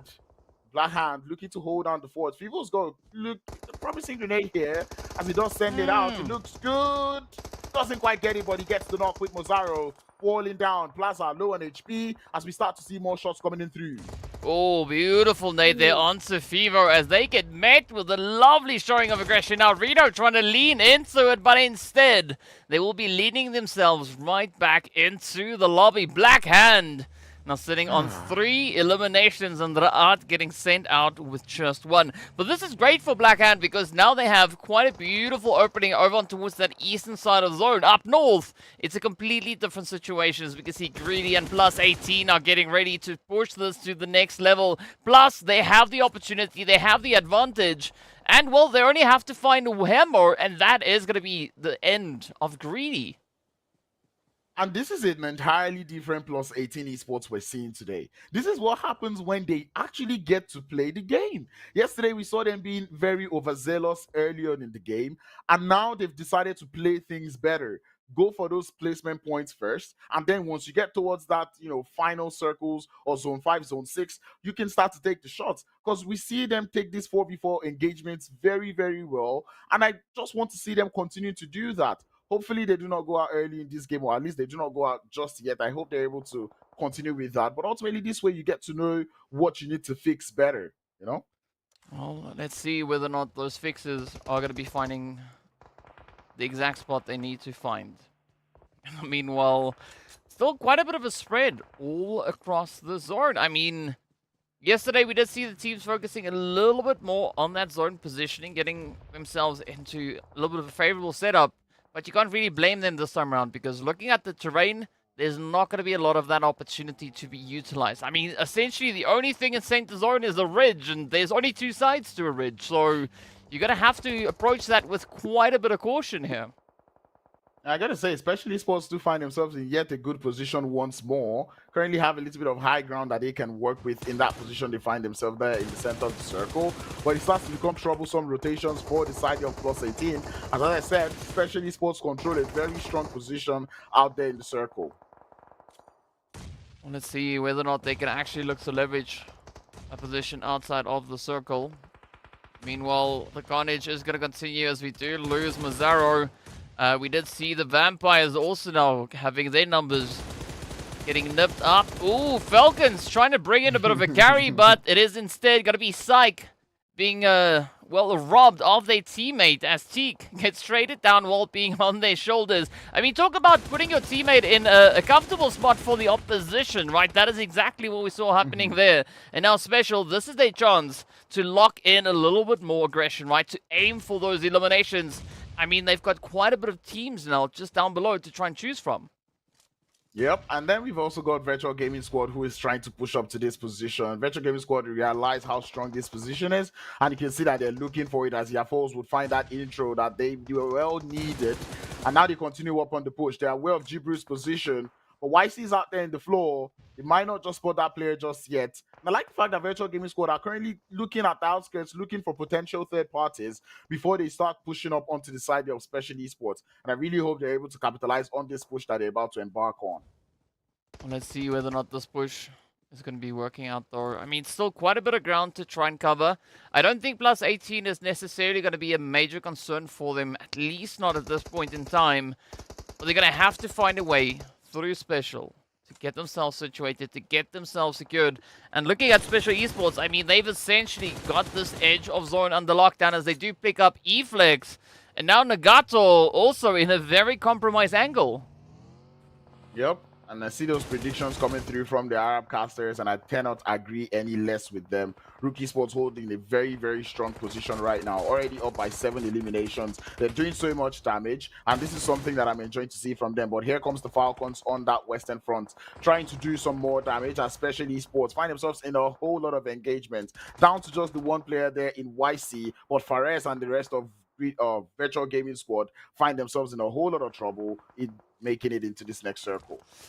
Well, it is tough. It is always tough. And now, ooh, that difficulty extends all the way over onto Wood Special. As you can see, Weiss trying to get away from the tree, but it is going to be Psych and the Falcons to stop them right in their tracks. Falcons now starting to pick up quite a bit of momentum here. Sure, they already have those 3 eliminations up, but there's a great chance to push the envelope as far as they can. RUKH Esports, though, they are looking absolutely phenomenal. 11 eliminations already secured to their name. And I guess maybe that's what RUKH Esports needed. They just needed a game where they're not trying to play on the edge or where they're trying to play close to the edge. They just need something where they're in the center. And they were in the center to get things started off in the game. Now they're currently finding themselves on the edge where they perform stronger. 11 eliminations, I can't complain, nor can I even say, oh, I'm surprised. Because right now, this is the RUKH Esports that we are accustomed to. Well, let's see whether or not they are going to be looking to rise to the occasion. In the meanwhile, Falcons are going to be experiencing quite a bit of difficulty at the hand of, well, Blackhand, looking to pack quite a bit of a bunch as they look to leverage the position here. But still, we've got Psych and Puncher just on a very challenging angle there. Koa now going to get found out as Alpha Luigi reaches in with a bit of that utility. But RUKH Esports still looking absolutely golden at this point as they do secure yet another elimination, stopping their hopes there for Black Hand. But no, that is not where they're going to be stopping as they do pick up Falcons as well. Yep, and that'll be 14 eliminations for the side of RUKH Esports, but they've got a mountain to climb and not the advantage to work with. As Alpha Luigi finds that intro knock onto the side of RUKH Esports. Pusher is down, but they've got some smokes to spare. The trade is found as Unab also falls, but here comes Alpha Luigi on the flank, looking to find the rest of the players there from RUKH Esports, but not quite aware that there's still more from the players there from RUKH Esports as he starts to take the shots. Default and Rami on the off angle, that is a very strong duo. Berlin, realizing that he's in the wrong position in the weirdest manner as he does fall. Shots coming in from the side as Pusher comes in for the push, finds yet another knock. The rest of RUKH Esports looking to climb the mountain. The distraction was fine. It worked so well. Grenades onto White Boy as he loses so much HP. Default has got more to spare as he hears those footsteps. The audio cues are all he needs. DBS in the hand, the nade goes out. The damage is found, Default finds one. One more to go, but Default falls. RUKH Esports, it's almost a 1v1, but they've got the numbers. They find the chicken, 18 eliminations, and they have done it. RUKH Esports rise. Finally. In the finals here of the PMPL Africa. And it's about time. We've been waiting quite some time for RUKH Esports to let the cat out of the bag. And I think they even let their neighbor's cat out of the bag. As you can see, 18 eliminations and 26-39 being secured. I mean, this is an absolutely phenomenal play. This is the way that we want to see RUKH Esports perform. This is the level of performance that we want even more of. And I mean, I just want to see more of RUKH Esports now today, right? I want to see them replicate these efforts, push it through all the way into the remaining matches of today. Because as we know, next up, it's going to be Erangel. So a golden opportunity for RUKH Esports to show just why they were such a dominating team in the league stage and why Erangel was their home turf. But speaking of which, of course, we are going to be taking a bit of a look at a few things in the meanwhile, right? We're just waiting to see whether or not we are going to be heading into the highlights or instead heading over into the stats. But Grounds are going to say absolute magic that we had right here on Sanhok. And it does seem like we are going to be hopping into the highlights. So we'll be back in a short moment. Stay tuned.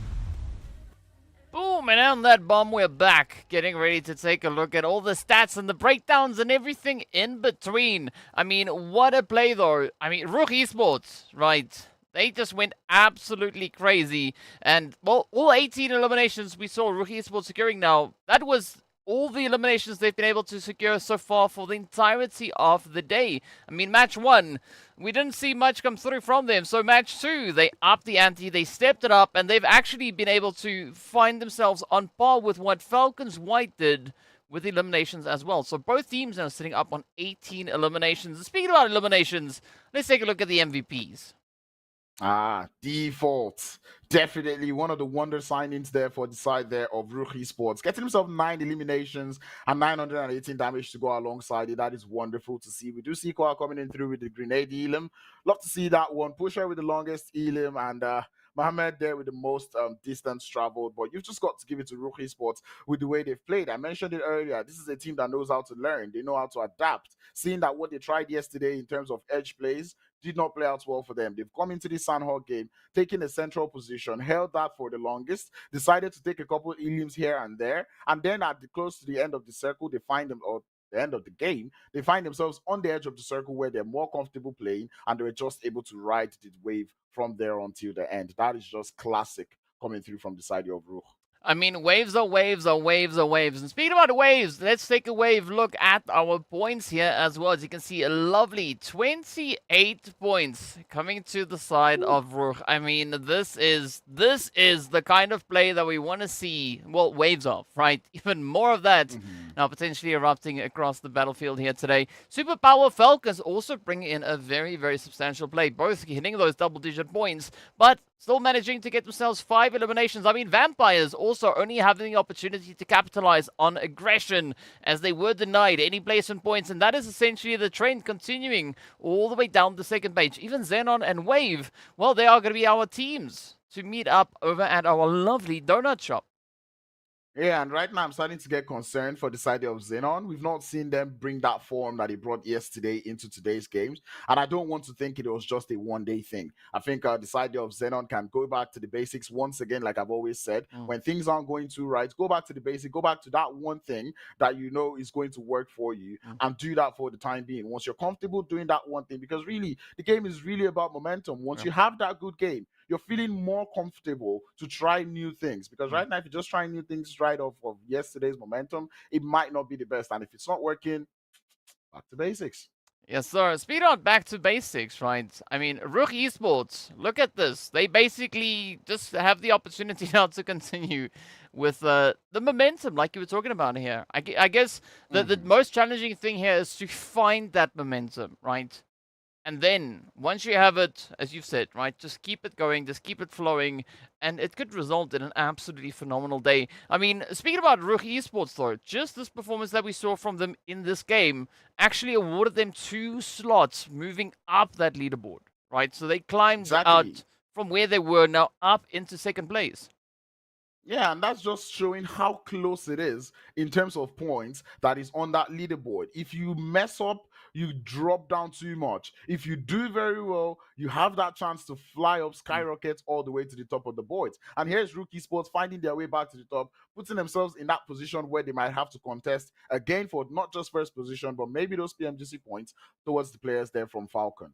Yeah, I mean, it's a ever-growing competition between these two. And I mean, we do look at a 29-point gap currently being held between first and second place. So Falcons definitely ensuring quite a bit of dominance. I mean, they are sitting all the way up onto 55 eliminations and 36 placement points.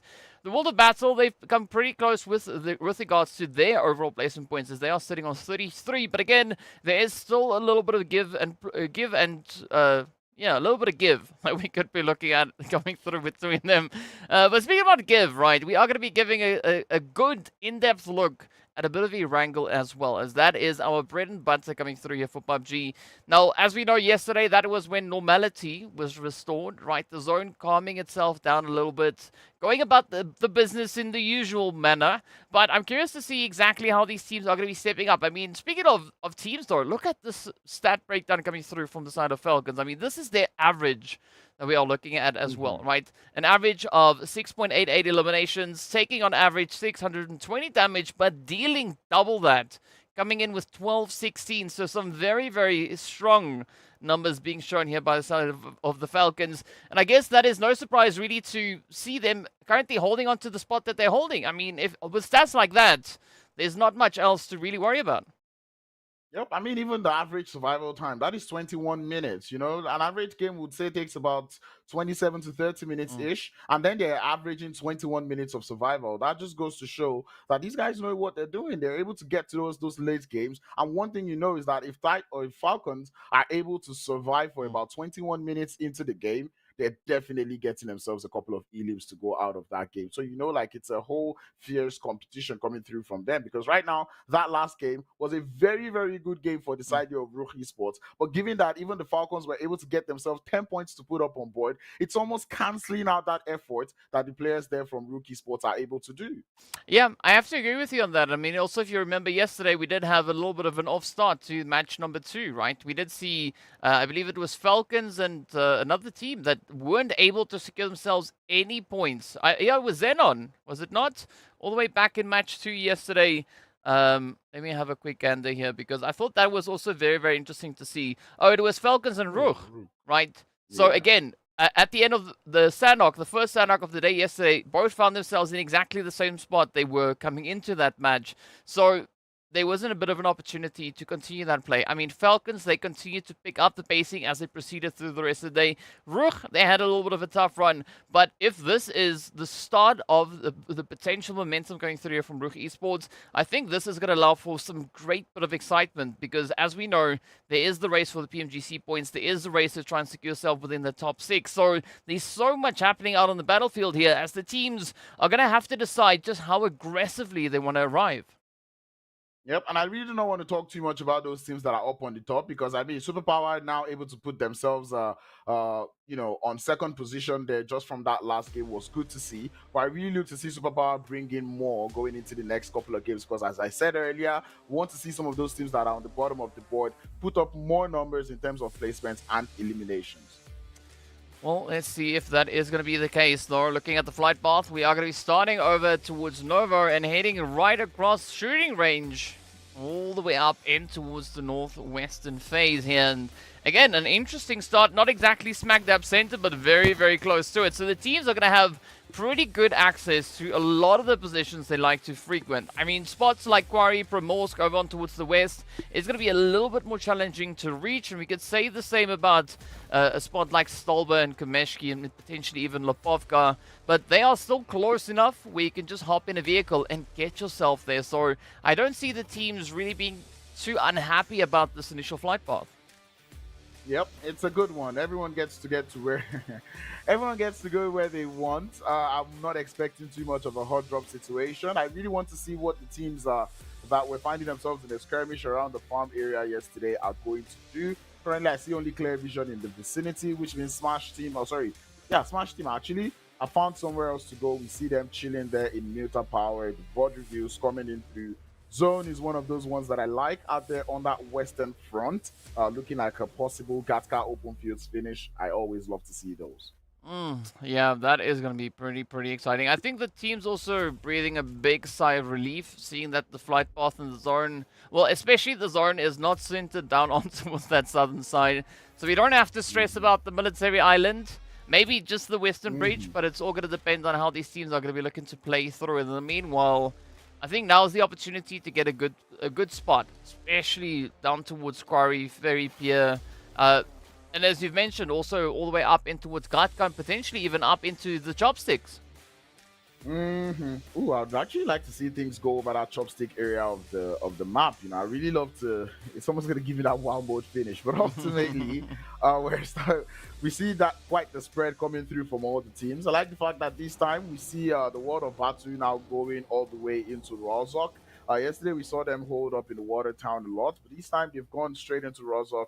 GREEDYFORKILLS this time have gone to the school area. These were places that were empty as of yesterday, and seeing that the teams have done the board review, seeing that these are places they can hold, these are places that are free, and they've gone to those spots. That is something I'd like to see. What I don't like to see though is the position there by Superpower. currently around Mount Everest and maybe is that the hospital? Maybe not even the hospital. It's a little bit of a split that I don't seem to really understand. Yeah, it does seem to be focused a little bit more onto Everest. I'm not quite sure whether or not they are actually holding onto hospital itself. It is a little bit crowded, as we do have XENON and the names of RUKH in the way. So we'll find out pretty soon exactly what the situation is there. But I gotta agree with you. I mean, I don't know if it's an upset holding on towards Everest. I mean, especially if it's a good controlling position within the zone, it has its benefits. But in the early stage, as we know, there's no loot up on Everest. So that's going to be a pretty tough starting point to have. Yep. Like ultimately, Everest is that place you want to hold. I mean, in this type of zone, I wouldn't fault you or beat you up for taking it. It is quite the strong position. Go there after you've gotten yourself enough loot, because there is really no point going to the top of Everest when you do not have enough loot. There is a couple of buildings just down on the bottom of the mountain, but definitely not enough, at least for a full squad. Not even enough for a player, because I said earlier, if you're landing scrappy, you most likely will be finding yourself with scrappy loot. So you want to make sure you're capitalizing more on those positions that you can hold to get loot before you start getting into the zone. Because look at this, they're just looting scrappy buildings all around. Yeah, I mean, I'm not quite sure if Everest would classify as scrappy, seeing that there's no loot. But definitely pushing a little bit further on towards the western side will allow for better flexibility and a wider variety of gear for them to try and collect. I mean, if they were put in an engagement right now, would they be able to hold a bit of a fight? Sure, just until they run out of ammo, but they've not really had a great opportunity to pick up a lot of that. So you might hear one or two bursts and then that's it, right? Superpower, they've met their kryptonite. Yep, because right now, I see like one of the players there didn't even have a helmet. It's not just in terms of like loot, you also need those utils. I said the hospital does seem to be empty for the time being, which is quite surprising as to why Superpower have not opted to go there. They do seem to be driving around quite a bit, but I think that is in a bid to find themselves vehicles. But ultimately, enough of them. Every other thing does look to be normal, especially Esports have begun their rotation up on that eastern front. I love to see that one. A couple of teams still holding it up as everyone starts to send it close to that center of the circle.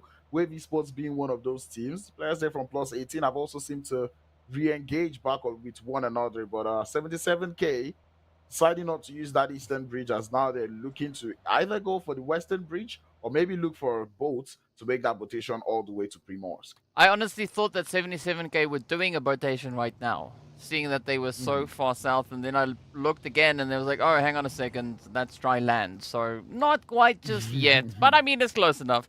But I agree, they might be opting for a little bit of a rotation, heading over onto either Ferry Pier or potentially up in towards Primorsk.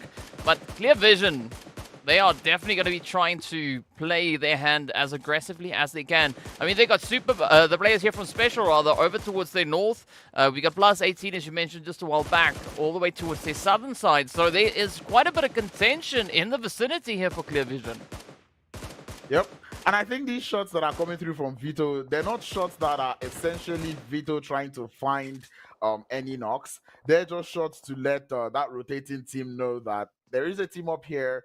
We don't want you close to us. So that is it's a mental game that is going through from the players there. But ultimately, that was a lot of bullets wasted there by a Clear Vision, or bullet used by Clear Vision. But hopefully, they're able to find themselves some more going on forward into this game. It's interesting to see so many teams sending it towards the center of that circle. You can tell that everyone wants a little piece of that.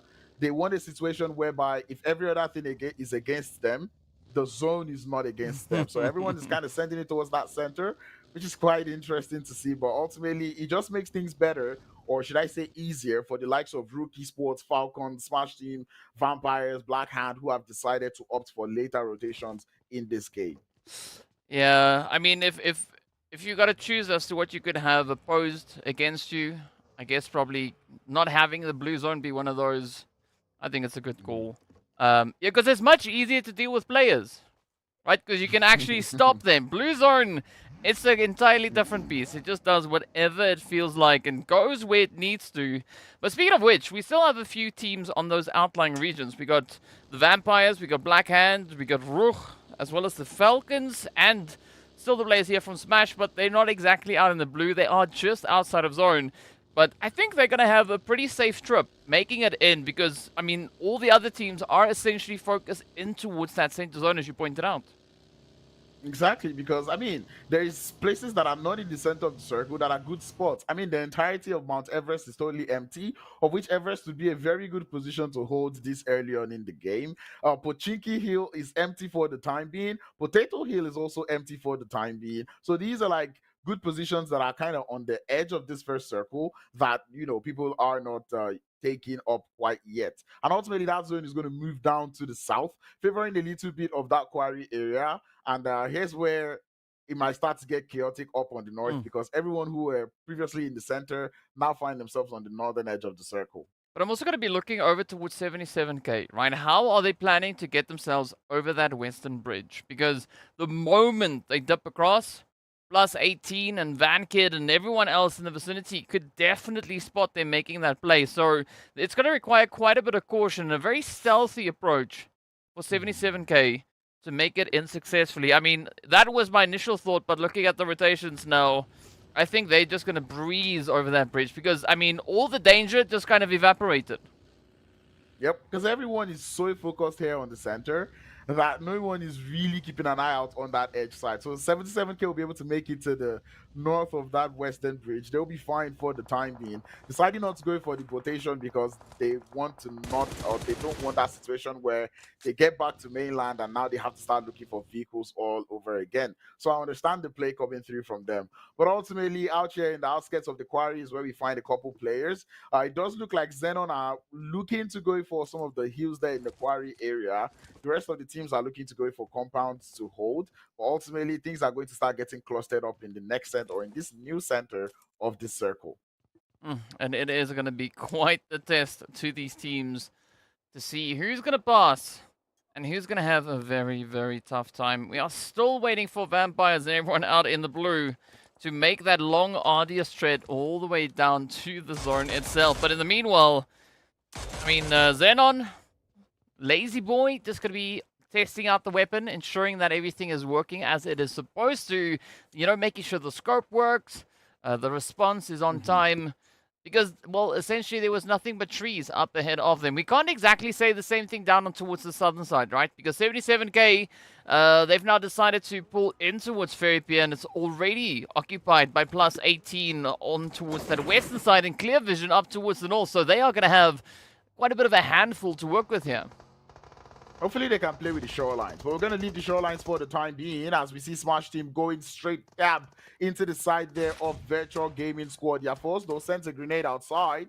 Not quite able to find any knocks for the time being as the rest of Smash Team coming through for the support. The Yas falls, but YaForce go down in terms of the trade. RUKH, the last player left, and can he smash onto the side of Smash Team? That's the question we've got in mind, but Smash Team will decide to go for a little bit of a reset, slow things down for the time being before they continue up with this engagement. Ooh, Nice. ooh. I mean, the Hulk now.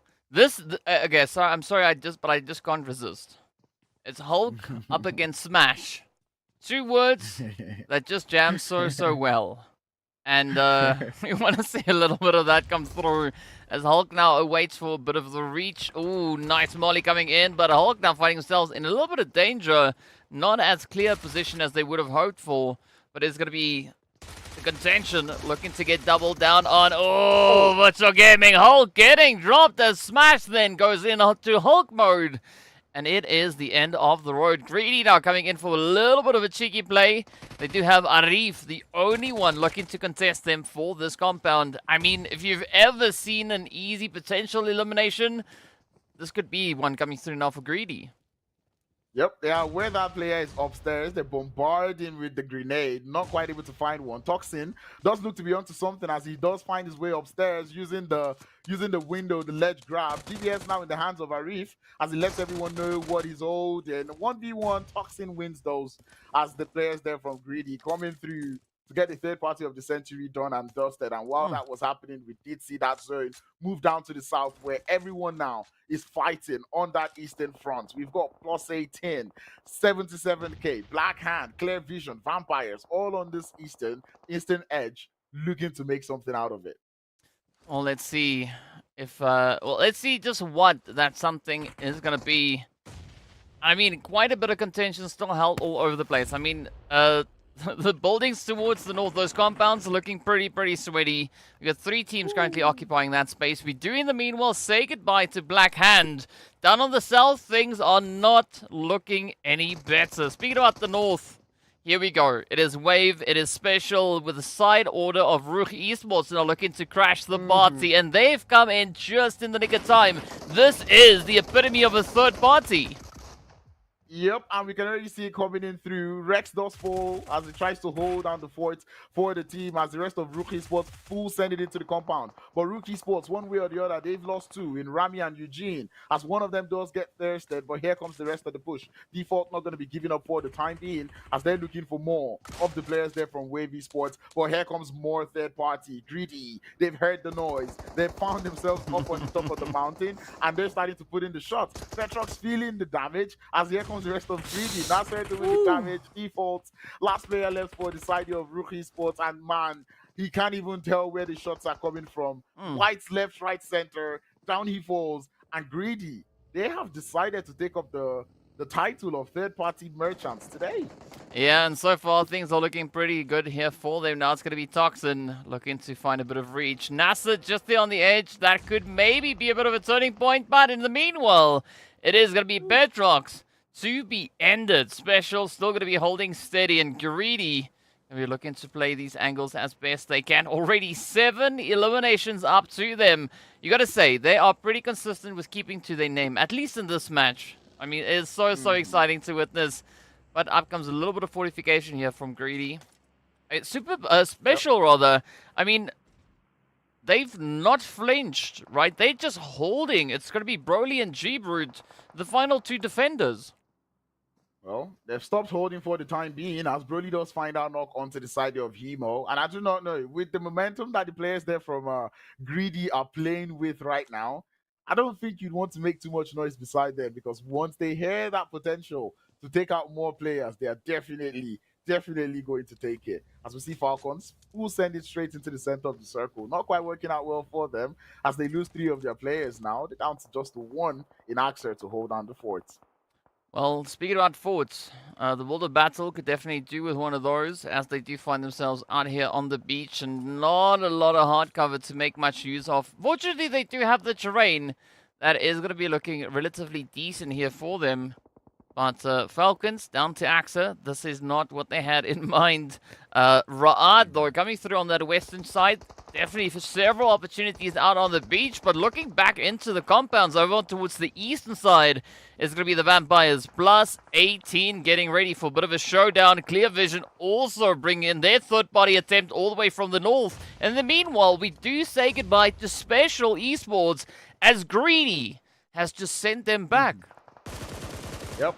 Next time, do not take a shot at Hemo or do not knock Hemo down. But ultimately, +18 now find themselves in a little bit of a push situation where they're pushing onto the side of Vampires. And I enjoy the tenacity at which +18 are using to push this fight, because they're clearly pushing back the players there from Vampires, forcing them to move back into unfavorable positions. But it's only working out well for the side of 77K, as they're the ones that are sweeping away those knocks, getting it from behind, as Vampires have nowhere to run. And that is the unfortunate part, right? They are absolutely pinched in the compound. But, I mean, they could still be quite a bit of a saving play, at least now, for +18, right? Or maybe even coming through for the side of Kalua, as the approach here from 77K is yet to be decided. And, I mean, with +18 having the numbers they have and the current positioning, this could definitely cause quite a bit of an opportunity here. I gotta say, though, 77... they look very determined. I mean, especially looking at their pacing that they've been bringing through here today. It's looking very hopeful. Well, I mean, with the third party coming through from Clear Vision, things become very hard here in the Ferry Pier area of the map. But hopefully these teams are able to work with the buildings, work with the fences for cover, and prevent that third party. XENON, though, does get a little bit of a speak onto the side there of Thor, and he's going to be able to fall him down.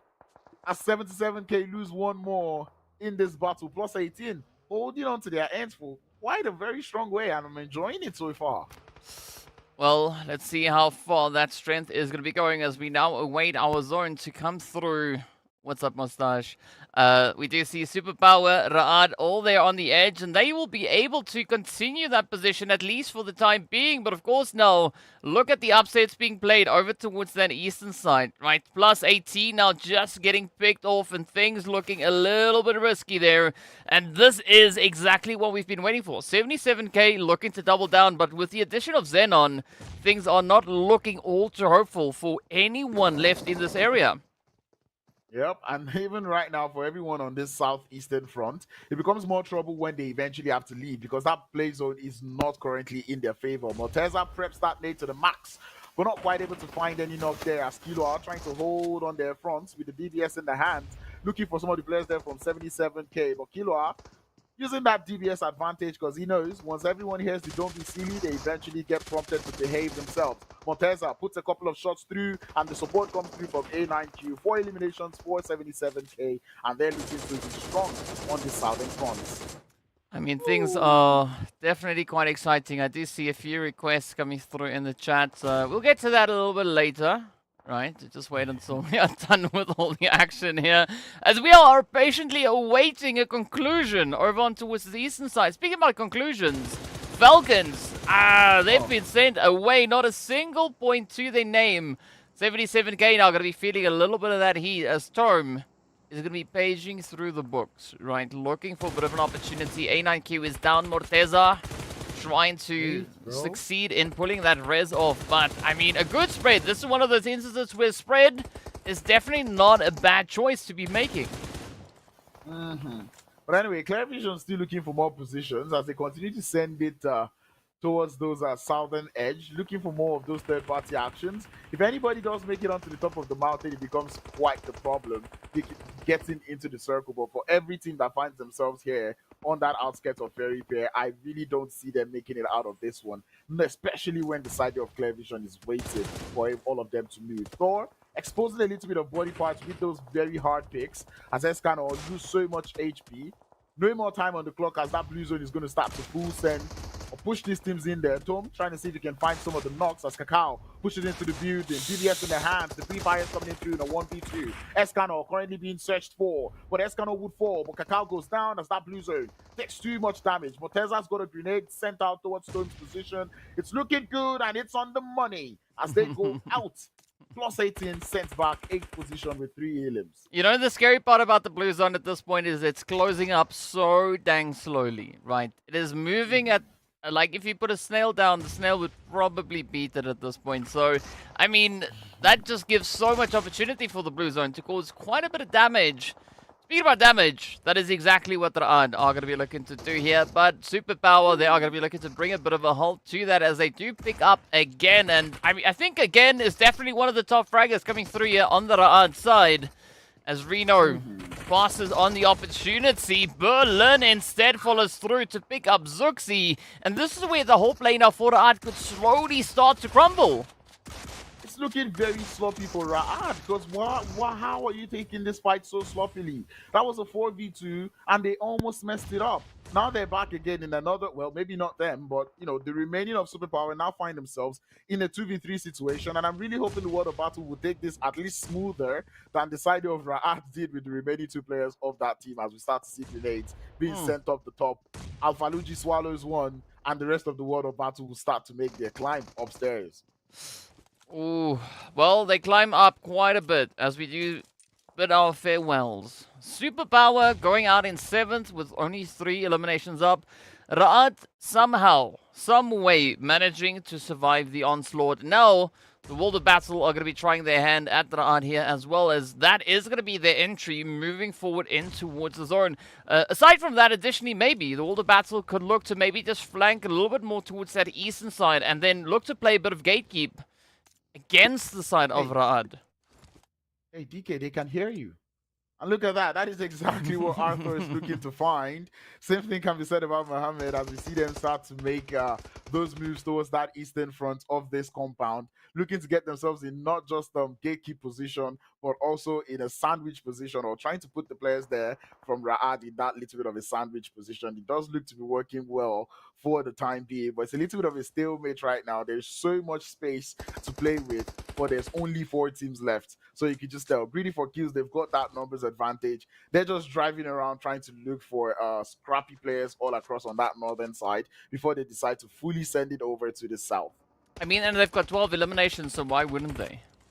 Right, they have a bit of a flex opportunity available to them, so might as well just use it as best they can. I think a little bit of a thing to worry about at this point could maybe be clear vision here, as they are going to be utilizing the living heck out of this vehicle and that boulder.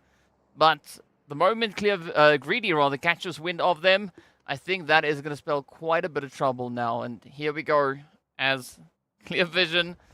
They are going to run out of smokes at some point eventually, but we are also still patiently awaiting the play coming through from Ra'ad and the World of Battle, as Arthur now goes for an even wider off-angle play, but that also puts them in quite a bit of a vulnerable position. Yep, because Clear Vision, we've seen that they've come in today just to do third party. I'm pretty sure if we look at the damage numbers from Clear Vision, it's not going to be that much. Nor would we see too many knocks coming through from them, because they've just been stealing away those eliminations. But ultimately, the World of Battle now, get an idea of where GREEDYFORKILLS are. And I think the same thing can be said about GREEDYFORKILLS. I think GREEDYFORKILLS right now are just waiting for that next zone to move. Because right now, Greedy seems to be the team with the most in terms of elims, in terms of utils. They seem to have everything because they've had so many boxes to loot and they still have all their vehicles intact. And that's exactly the kind of setup that you want to have moving into this, right? Having everything intact and in a position where you can continue to play yet another exciting play. As I was waiting for that nade to do a little bit of something, but it doesn't seem like it found any particular position. The World of Battle definitely going to have to get themselves out of this spot, as they will have to relocate back into the safety zone. And this is one of those instances where Arthur actually doesn't find themselves in such a bad setup. I mean, they are much, much closer to the rest of the zone. And Muhammad, well, they do find themselves with a beautiful nade in the face. Yep, as Ra'ad start to bathe them with that barrage of grenades. Krona and Hazem also finding themselves taking some grenade damage, but they're not going down just yet. As Ra'ad now, this is the time where they need to push as a full team onto the side of the World of Battle. They're playing with the smoke so nicely. I like to see that, trying to block off those angles that may be coming through in terms of third party. But the players there from the World of Battle also looking to take some shots, make some moves to prevent that push coming through from Ra'ad. But now the audio cues are there as Reno finds one more player left directly in front of the side of Ra'ad, as Krona trying to hold down the fort. Grenades being in hand, but it's not enough, as Delhap from GREEDYFORKILLS comes through with the third party. The smoke's not quite preventing that third party enough.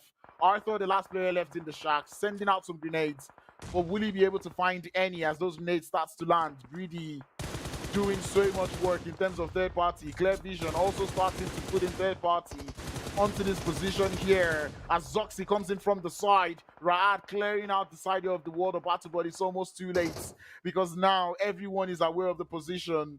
Ra'ad's getting spotted one after the other, and it's that time where we have to face off one of the last two teams in the game. Oh, but let's see how this is going to go down. I mean, I said clear vision. They're going to have to be careful here because at some point, Greedy is going to find them. I was not anticipating them making it all the way up into the top two. But speaking of which, this could be that golden opportunity now for Greedy to push those 15 eliminations even further. And up comes the play. The angle is there. One down, one more to go. Vankid, the lone survivor, the lone contester, gets picked up. And that is it. GREEDYFORKILLS walking away victorious. A lovely winner chicken dinner under their arm and a bucket load of eliminations to accompany that all the way back to the leaderboard. I mean, a phenomenal play here coming in from them. 17 eliminations. We don't know exactly how much damage they were able to pack into this game ball. There we have it, 1946. I mean, just a few shy of hitting 2,000 damage. And that just comes based off of the fact that they were involved, or the first like 7 eliminations they got going into this game were purely off of third party. They were just third party in fights looking for those engagements, and that is exactly what they did to get themselves a beautiful head start into the game. I said it going towards the last fight, they had the most of everything, elims, utils, and that was just a very good game coming through from the players there from GREEDYFORKILLS. I like it. I mean, that's the way that you're supposed to hog the utility, right? Just ensure that you do find a few opponents, and then you just, you just huddle in on everything. And it worked out well. Greedy, I mean, they stayed very, very true to their name, coming through with a phenomenal performance. But of course, speaking about performances, right, we need to see how all of this is going to impact those leaderboards. But we'll take a look at that right after the replays.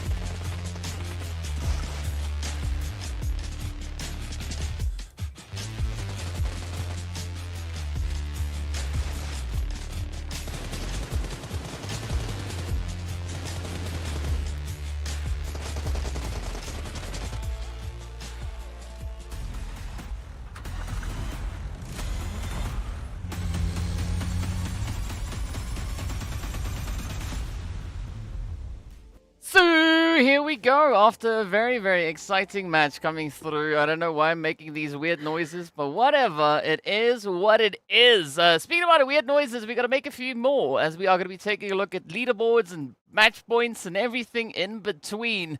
As we know, these teams are looking to crank out as many points as they possibly can. Speaking about points, right, let's start with our MVPs. As we have it right here, a lovely spot to start off. I mean, Delhub picking up the most eliminations. That is just absolutely exciting. I mean, Greedy, they just cranked out so much aggression in this last game. Lived up to the name, just were out there looking for elims, and they indeed found it. 7 going up onto Delhab, but I've got to give Vankid, and not just Vankid, the whole of Clear Vision, also a little bit of accolades there, because they did so much third party on that southern front. Hence why we see Vankid here with the most damage, 966 going through for just that player alone. That just goes to show how much damage they were able to put up on the board going into this last game, or into the third game of the day. I mean, that's exactly what we want to see, right? We want to see teams stepping up to the plate, stepping up to the challenge, coming through with some very surprising plays. And I mean, it was about time, right? But I think every match is about time, because, well, when else would you have the opportunity to secure yourself a few points? Speaking about points, let's take a look at the leaderboards. Here we have it. It's going to be Greedy coming through with a lovely 27 points to their name. Exactly the epitome of a bit of greediness coming through on this game here. I tell you, they just came in through, crashing everyone. Anywhere they heard the fights, they were up there.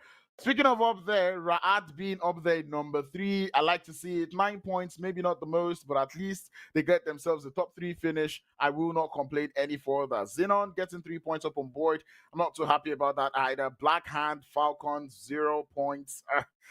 I don't know. That feels weird to even say. Talk less of Blue Cats right now. It's one of those things, right? We're gonna have to take a look at it at some point, and that is exactly where we did it now. So let's hope that it is not gonna happen again, right? All we can do is just hope that it's not gonna be happening again, as it is really, really different to see teams like Black Hand finding themselves so far down the board, and of course accompanied then by the players coming through from the side of Falcons. I mean, it's like, yeah, I don't quite know what to make of this, but as we know, we are going to be moving forward into even more of the action here. And of course, seeing that match 3 marks halfway point of the day, right next up, we are going to be heading right back over into Miramar to see what the teams are going to be bringing back to the battlefield once again, right? Looking to add a little bit of that desert spice to the whole situation. But Greedy, they've been performing quite well in this last game. I mean, we could try and add up all the damage figures that we have there, but it's going to be quite a bit of a challenge. Let's just say it's just over 2,000 that they've been able to bring in here. Well, I mean, actually, we did see the number. It was, what, 19 something? 1,946, somewhere around there if my memory serves me right. But ultimately, 7 eliminations coming through from Delha, Pimo with 4, Toxin with 5. These are just good numbers going all across the board. The revives also coming in through from the knocks coming in through from the side there of Greedy for Kills also works. And this is what I was saying. They got 17 elims, but only what? 3, 2, that is 5, 6 knocks coming out of 17 elims. That just goes to show you how much third partying they were doing in that fight. Or in that game, they pretty much let every other person take the fight on their behalf. They just came in through saying, oh, there's a cookie. I'm going to take it. Oh, there's another cookie. I'm going to take it. That is all they were doing, stealing elimination. I mean, if it works, why not, right? They were greedy at the end of the day, and there's nothing more true. It's already in their name. And speaking about teams that also stepped it up, Clear Vision coming through with a 9 eliminations. This is their spread to get there. I mean, Vankit Focus definitely doing a lot of work here, backing in quite a bit of aggression. Vito definitely bring in quite a substantial amount there as well. But again, looking at those damage figures, I mean, Vito one-shot, both took exactly the same amount of damage. That is, I think, just as significant as where we see a team, for instance, with a player that took no damage, right? Being able to even it out exactly like that, that is just insane. So well played to Clear Vision. Unfortunately, it meant second place and not necessarily that winner chicken dinner. But of course, there is the opportunity moving over into Miramar to see exactly how the teams could look to bring in all these additional adjustments. Because I think that is essentially what we're looking at here, right? No major adjustments, just those little micro plays, right? Instead of leaning too far left, maybe just go a little bit less left. You know, just make a slight bit of a change up as you proceed on forward. And I think that is what is going to be bringing quite a bit of excitement moving over on towards Miramar yet again. But I got to ask you, Grounds, what is your thoughts, right? Now that you've been able to see these teams on the desk with me for the past 2 days, right? What are your thoughts of the finals so far? I'd say it's cracker. It's going exactly how I would want the finals to go. I like the fact that it's not just one team dominating everything. Right now, we still see that race. Every single bad game could make you lose your spot on the overall rankings. There's a lot to fight for. The spacing or the distance, the gap between the positions are not too much. You know, Blackhand did badly in this game, and then they've dropped themselves. I believe they were in 5th before. Now they find themselves in 7th position. That just goes to show you how one bad game could push you out of that top 6. You know, a good game coming through from Greedy for Kills, and they find themselves in 6th. Good game came through from RUKH Esports the match before. They found themselves in 2nd. So that just goes to show you how close it is on the leaderboards. And that is exactly something that you want to see going into the finals of a tournament. Yeah, I have to agree with you. I mean, this is exactly what we want to see, right? Teams keeping it contentious, keeping it aggressive, keeping it challenging. Because, I mean, they've been working so dang hard all the way through the league stage to just get to this point. So things are looking on the up and up. I have to say, I mean, we've got so much excitement coming through. Teams, you know, doing everything that they can bring it to this battlefield. But, I mean, of course, we still have 3 more games to go, right? Nothing has been decided yet. It's all going to come down to the very last match tomorrow. And as you pointed out, the leaderboard is still very close. I mean, there's 25 points currently separating first from second place, which we know can easily change in one single match. I mean, between second and third, there's only 1 point gap, so there's still so much to be played for and, of course, to be locked in. But we are going to be stepping over into Miramar. Before we do that, a quick shout out going out to Cinnamon. In the meanwhile, let's get ourselves out on that plane. Again, I don't know why I'm doing these things, but what I do know is that it is time for action. So let's see what the lovely map of Miramar will be bringing in. Our second run for the day and also our very last run for the day, at least in the desert. Yep. I mean, they've got to make this one count. This is the final one. Playing path is as nice as it can get. I'm loving the playing paths that we're getting to see in today's games. They're wonderful to see. I cannot complain about it. Let's just have fun. That is what I'm really enjoying right now. We're starting. I don't expect any hot drops again. Just like what we saw in the first Miramar game, I'm expecting things to go as smoothly going into the second Miramar game. Well, there we have it. A good start. Now we just got to wait for that flight path to, or the zone, rather, to accompany us moving into the action here. So let's see exactly where the teams are going to be looking to go. No major hot drops just yet, but of course we are still awaiting the rest of the teams to get their jump secured. As we now wait in anticipation. Where will it take us?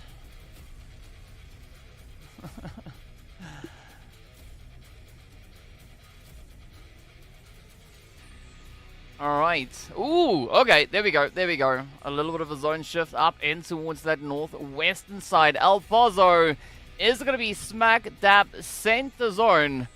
Gotta love it though. And I mean, XENON, I think, Crowns, they are going to be smiling all the way till, well, at least the end of this match, because that is exactly the kind of play that they want to give here.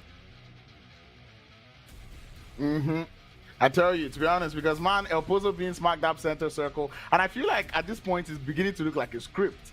And if anybody in the chat knows who wrote this script, please let me know, because this is yet another Western-ish type of zone. And we saw XENON yesterday play this type of zone very, very well. So I'm looking forward to seeing if they will be able to replicate that that type of gameplay going into this game. Well, let's see how this one is going to play out as we start with a little bit of what sounds to be Western music. Right. Just out in the background. I love these beats. They sound so cool. But in the meanwhile, let's get back down to business. The world of battle up into Pachinki on the very edge of zone. Now, I mean, how are the rest of the teams going to rotate up? Because look at what we have coming through there for Superpower. I mean, that is a very contentious drop up in towards San Martin. We do have Black Hand just towards the northern side. RUKH Esports over on towards the east. The Vampires over towards the west. So you want to talk about a sandwich? That is exactly what we have.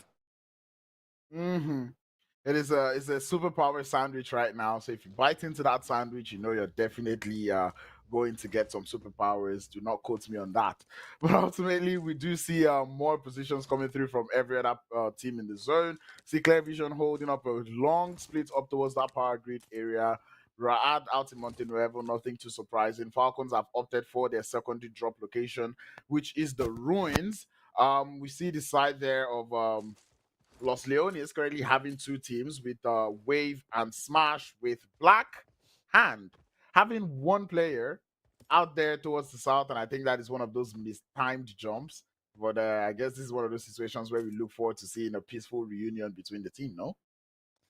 Well, I mean, reunions are a good thing, right? Unless you reunite yourself with the blue. That's definitely not a reunion that you want to capitalize too much on. But for XENON, it's going to be a happy day up in Pozo, as I mentioned already. I'm curious to see, though, what Virtual Gaming are going to be bringing through as they start their rotation out of that Chumacero region, heading back in towards the zone.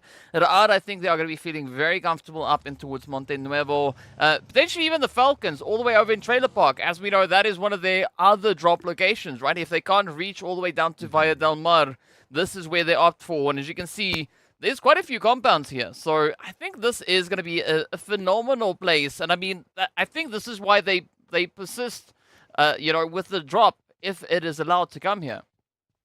Yep, and you know, with Falcons having such great position in the zone, it also becomes a game where we're looking forward to seeing what Falcons will do with the zone. I also want to throw in Raad into the mix, but given the way Raad has played yesterday and the way they've played today, I'm a little bit skeptical, but I'm going to throw them into the mix as to, you know, teams that I'm expecting to have a good game just based off of this first position in the first zone.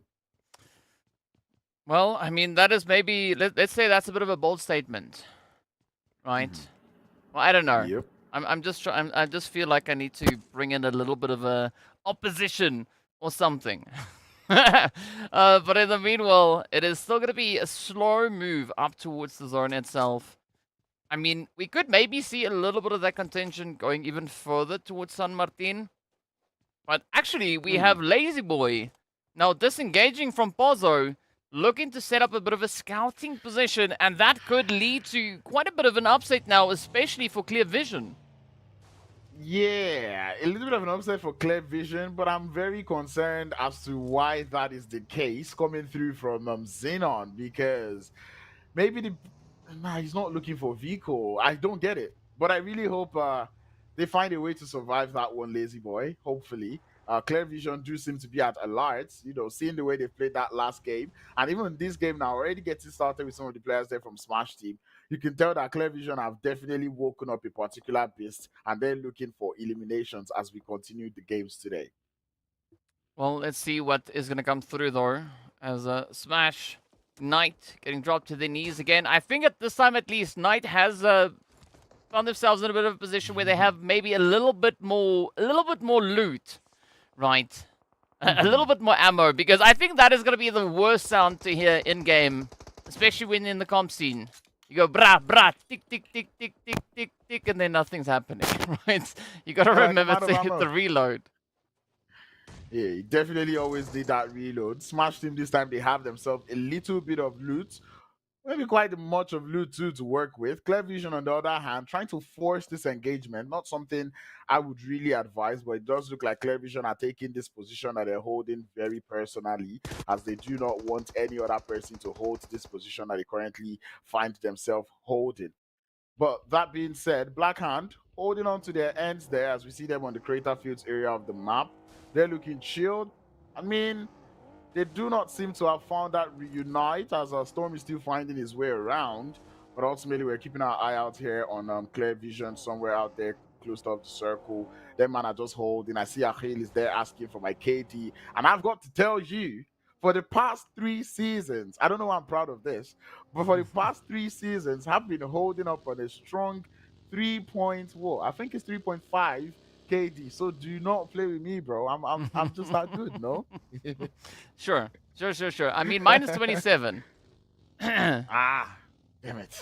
Not really. I wish, right? Maybe one day when I'm all grown up, it'll be 27. I think maybe it's like 2.7 or maybe 0.27. Who knows?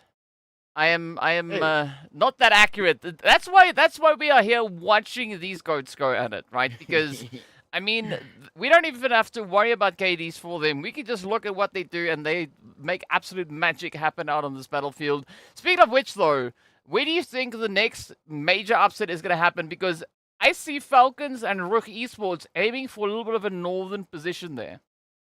Yep, RUKH Esports, we always know them to go towards that northern side. Oh, that zone pushes up towards the north. I see a very Falcon-based game. Like, I will be, at this point, with the spread that the Falcons have currently on that western front, even towards the north, and how much space they have right now, I will be surprised if they do not get a good game in this one. I don't want to say if they don't get a win, but like, I see them winning the game already because we've seen how well they play when they have space. And this is not just space in anywhere else. This is space on the map of Miramar, which happens to be one of their best maps, or where they get one of their best performances going into this game.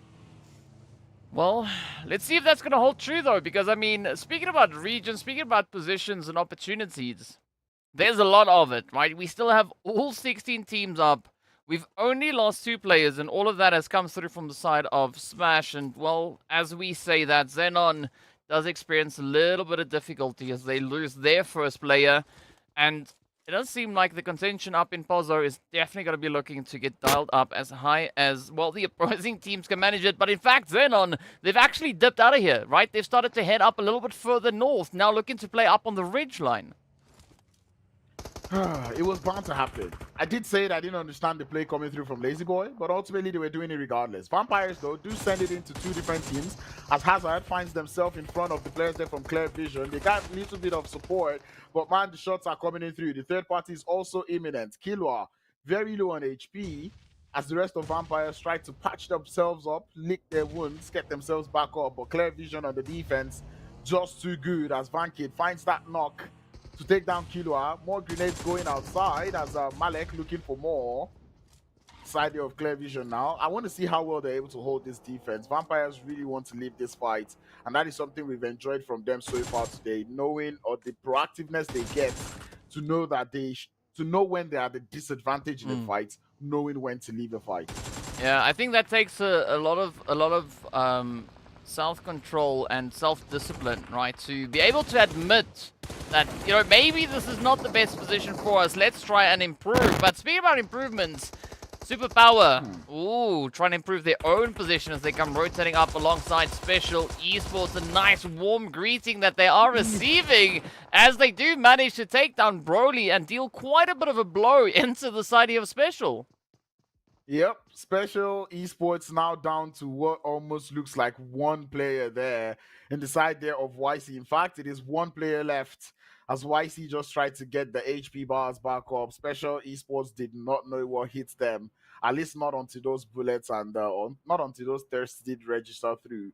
But ultimately, everybody wants a piece of El Pozo, as you can see that there. Quick update, if you're looking towards that northeastern side of the map, the side there of Blackhand are able to find themselves that peaceful reunion, I've got to say. It did happen. But ultimately, I see that throwing them off a lot because having not just any player Storm, the IGL, not land with the team, it kind of makes things a little bit weird in terms of rotations and in terms of attitude that is going into this game. But ultimately, we'll see maybe they're able to fight that one as Falcons do get started on that western edge. Well, let's see whether or not the Falcons are going to take it a little bit further than just starting it, right? Are they going to be able to maybe lock it in? Psych now. Well, they do get the confirmation up onto its Petrox, and that leaves Rex, Hardy, and the rest of Wave to go and try and find themselves a bit of a position to maybe bring in opposition, a bit of a response onto the side there of the Falcons, as essentially these teams are pretty much on their own. Yes, so we do have the World of Battle on the opposite end of the road, but they could quite easily get drawn into the engagements that we have currently ongoing up in El Pozo. Yep. The fact that what is currently going on the elimination field right now is on the northern edge, but there are so many teams down on the south. You know, there's Wave, there's the players there from the World of Battle, Virtual Gaming Squad, Superpower, Special, 77K, Vampires, even a little bit of XENON. It's a lot of teams down there on the south towards El Pozo, and it's going to be very troublesome if that next zone shifts out of El Pozo, because it's troublesome making it out of the cities. And that's a beauty and the difficulty of having a city position, right? It's always easy to get in, but it's so challenging to get yourself situated and positioned out of that, to disengage. And speaking about disengage, I think PLUSEIGHTEEN might potentially be opting for a little bit of that, as RUKH Esports are holding right here alongside them. And as we know, PLUSEIGHTEEN, they've already lost one of their first players. Nagato could potentially maybe be the second one, especially if it's down to RUKH. But the contention for the north is there. And RUKH Esports, I think they've got a beautiful, beautiful setup. Now, if that zone stays towards the north, this could be their match. But down south, things are just looking to heat up quite a bit as we jump over towards the eastern side. Greedy and Black Hand now. Ooh, stepping up to the plate. Mozaro getting met with a very cheeky push coming through there from Hemo.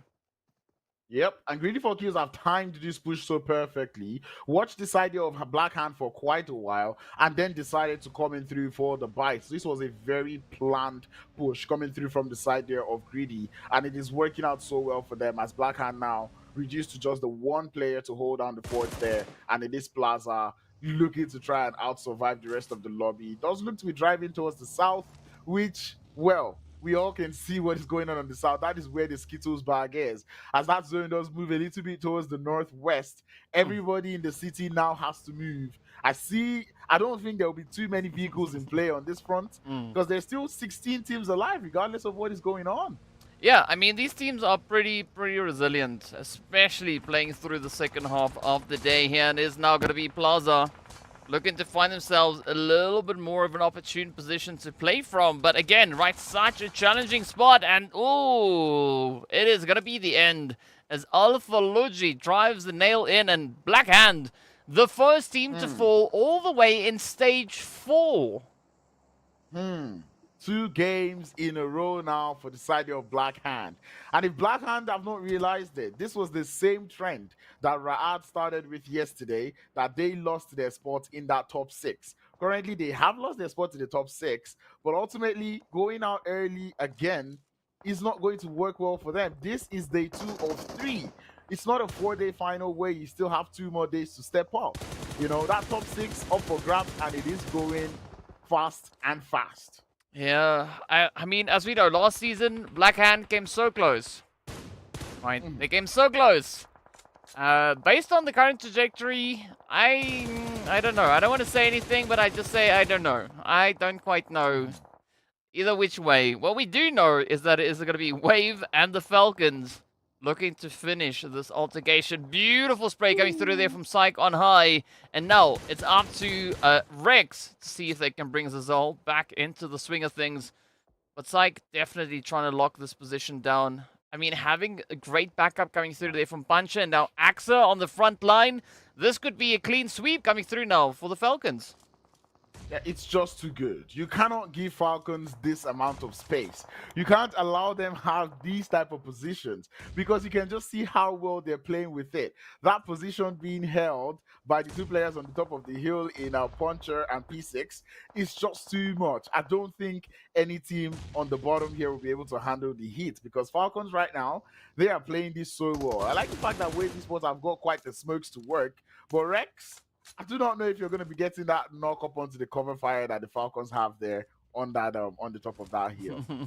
It's going to be quite a bit of reach. I mean, you can see Teak feeling quite excited now as they quickly pop themselves into the buggy, just looking to disengage from that spot. And it does open up the opportunity now for Zazal to find themselves a little bit of that Axis spray down. But Teak, fortunately, still in the vicinity, can come through with a bit of an assist. Meanwhile, XENON, they've actually now moved themselves up in towards center zone. So earlier, you were asking for a zone not to be a copy-paste, rinse, repeat from what we had in day 1. It seems like the zone guards have listened, right? This is an entirely different shift from what we've been seeing so far.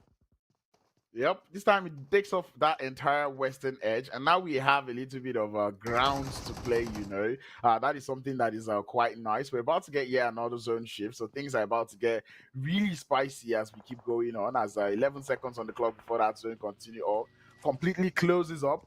I don't see that zone staying in El Pozo, so everyone in El Pozo would have to move for the time being. As Virtual Gaming Squad continue to leave up, and what? No way, the zone is still in El Pozo.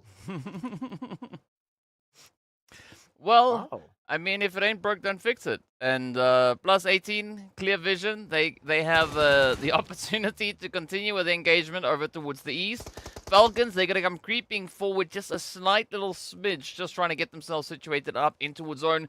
But again, there's no favorable spot to rotate in towards. I mean, we do have that warehouse right at the P of El Pozo. That is vacant. But I don't know if the teams are going to be willing to risk a potential takedown just to get themselves situated in that position.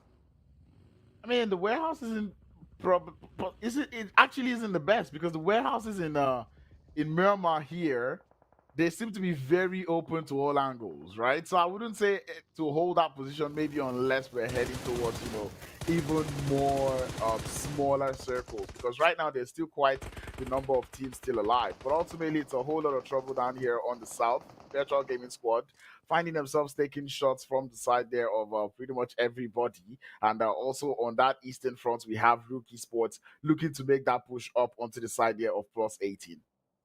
Well, let's see whether or not that push is going to come through here for RUKH. I mean, a nice bit of a stealthy play.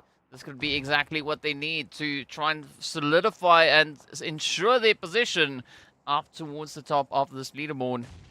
Now, +18, well, they are going to be looking to find their first few elims. It's quite interesting to see the numbers sitting so low between RUKH and +18. I mean, Clear Vision, they've been doing quite a bit of work. Sitting on 6 eliminations. Some really great spraying coming in on their end. And I'm hoping to see a continuation of that.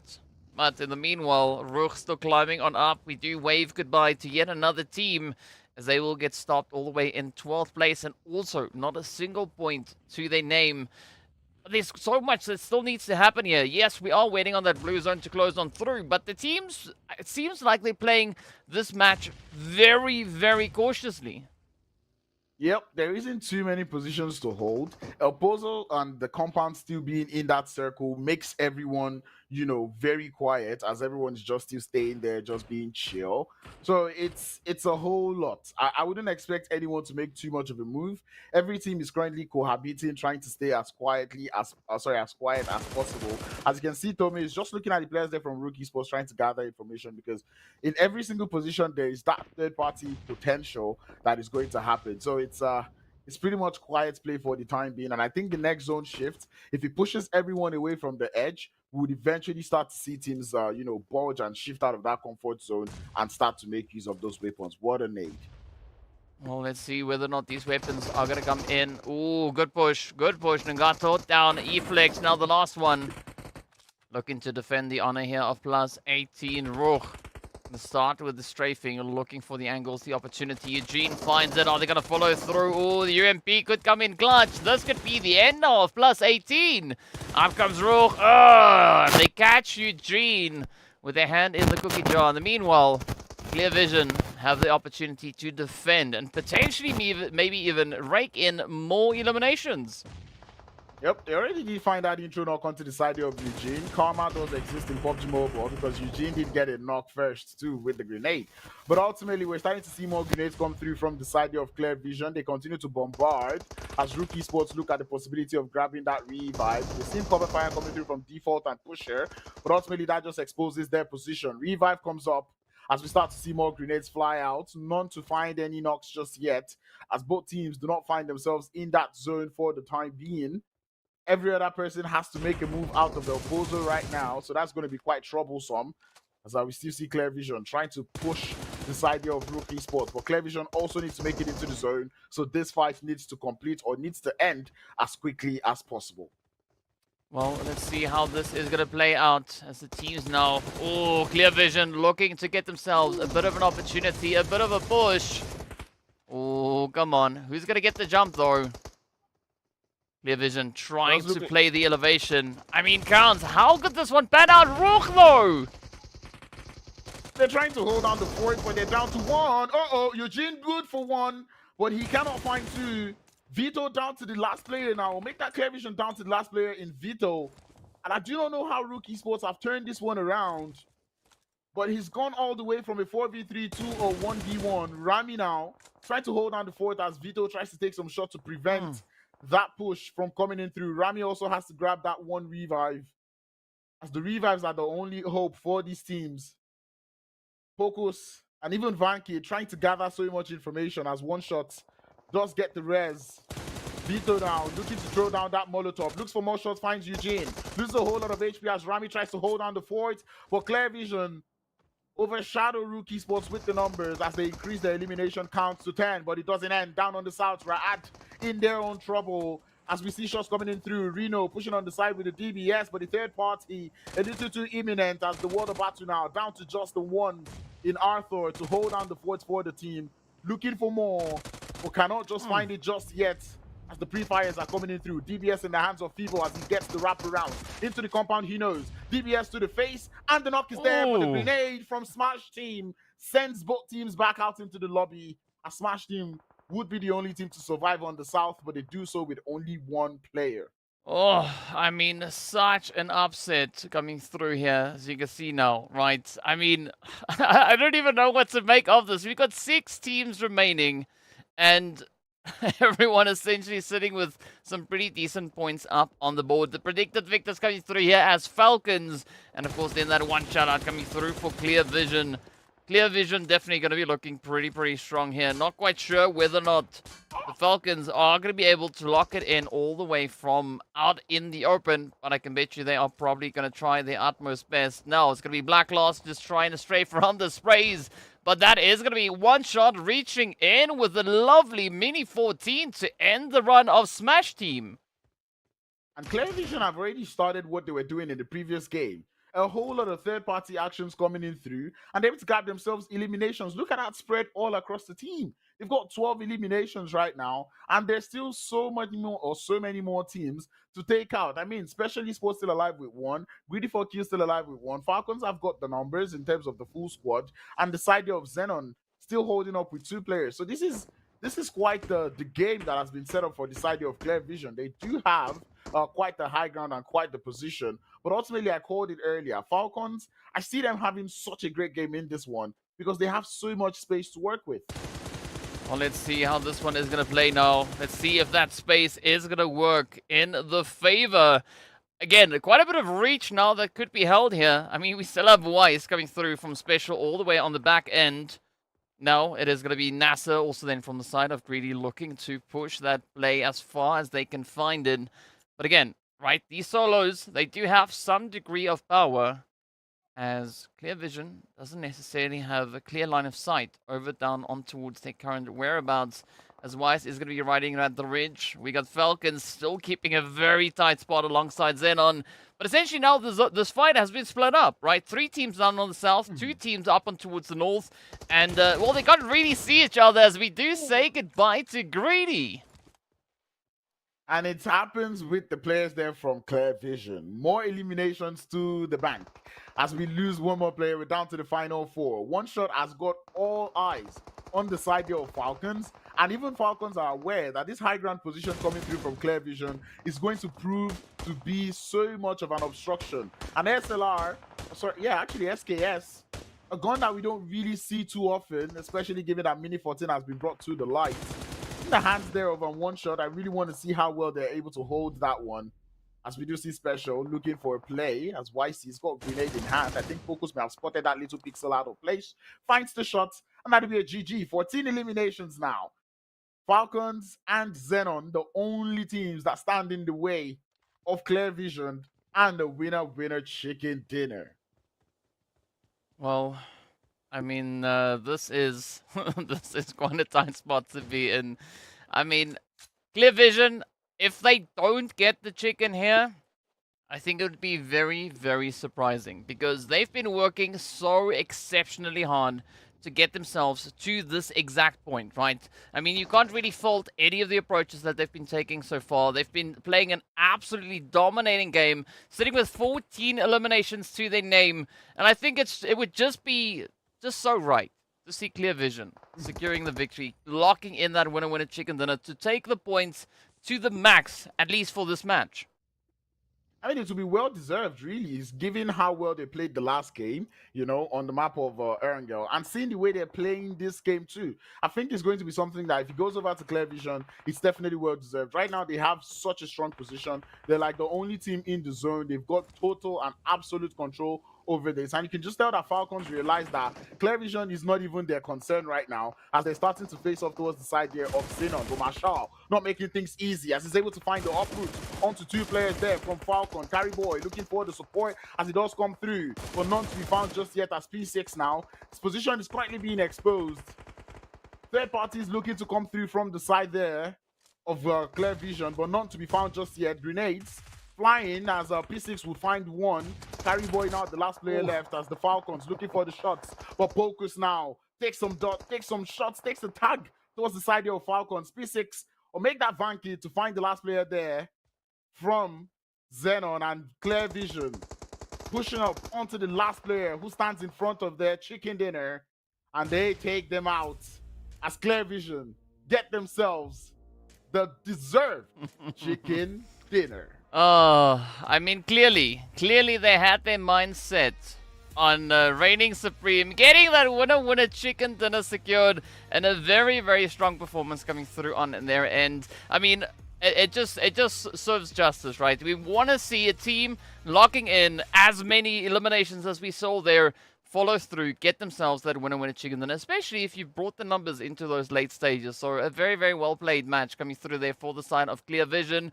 But as we know, right, we're going to have to take a bit of a look and see, just relive a few rather of these amazing moments. And I'm failing to English entirely here. Running a little bit low on battery, it seems, but whatever, it is what it is.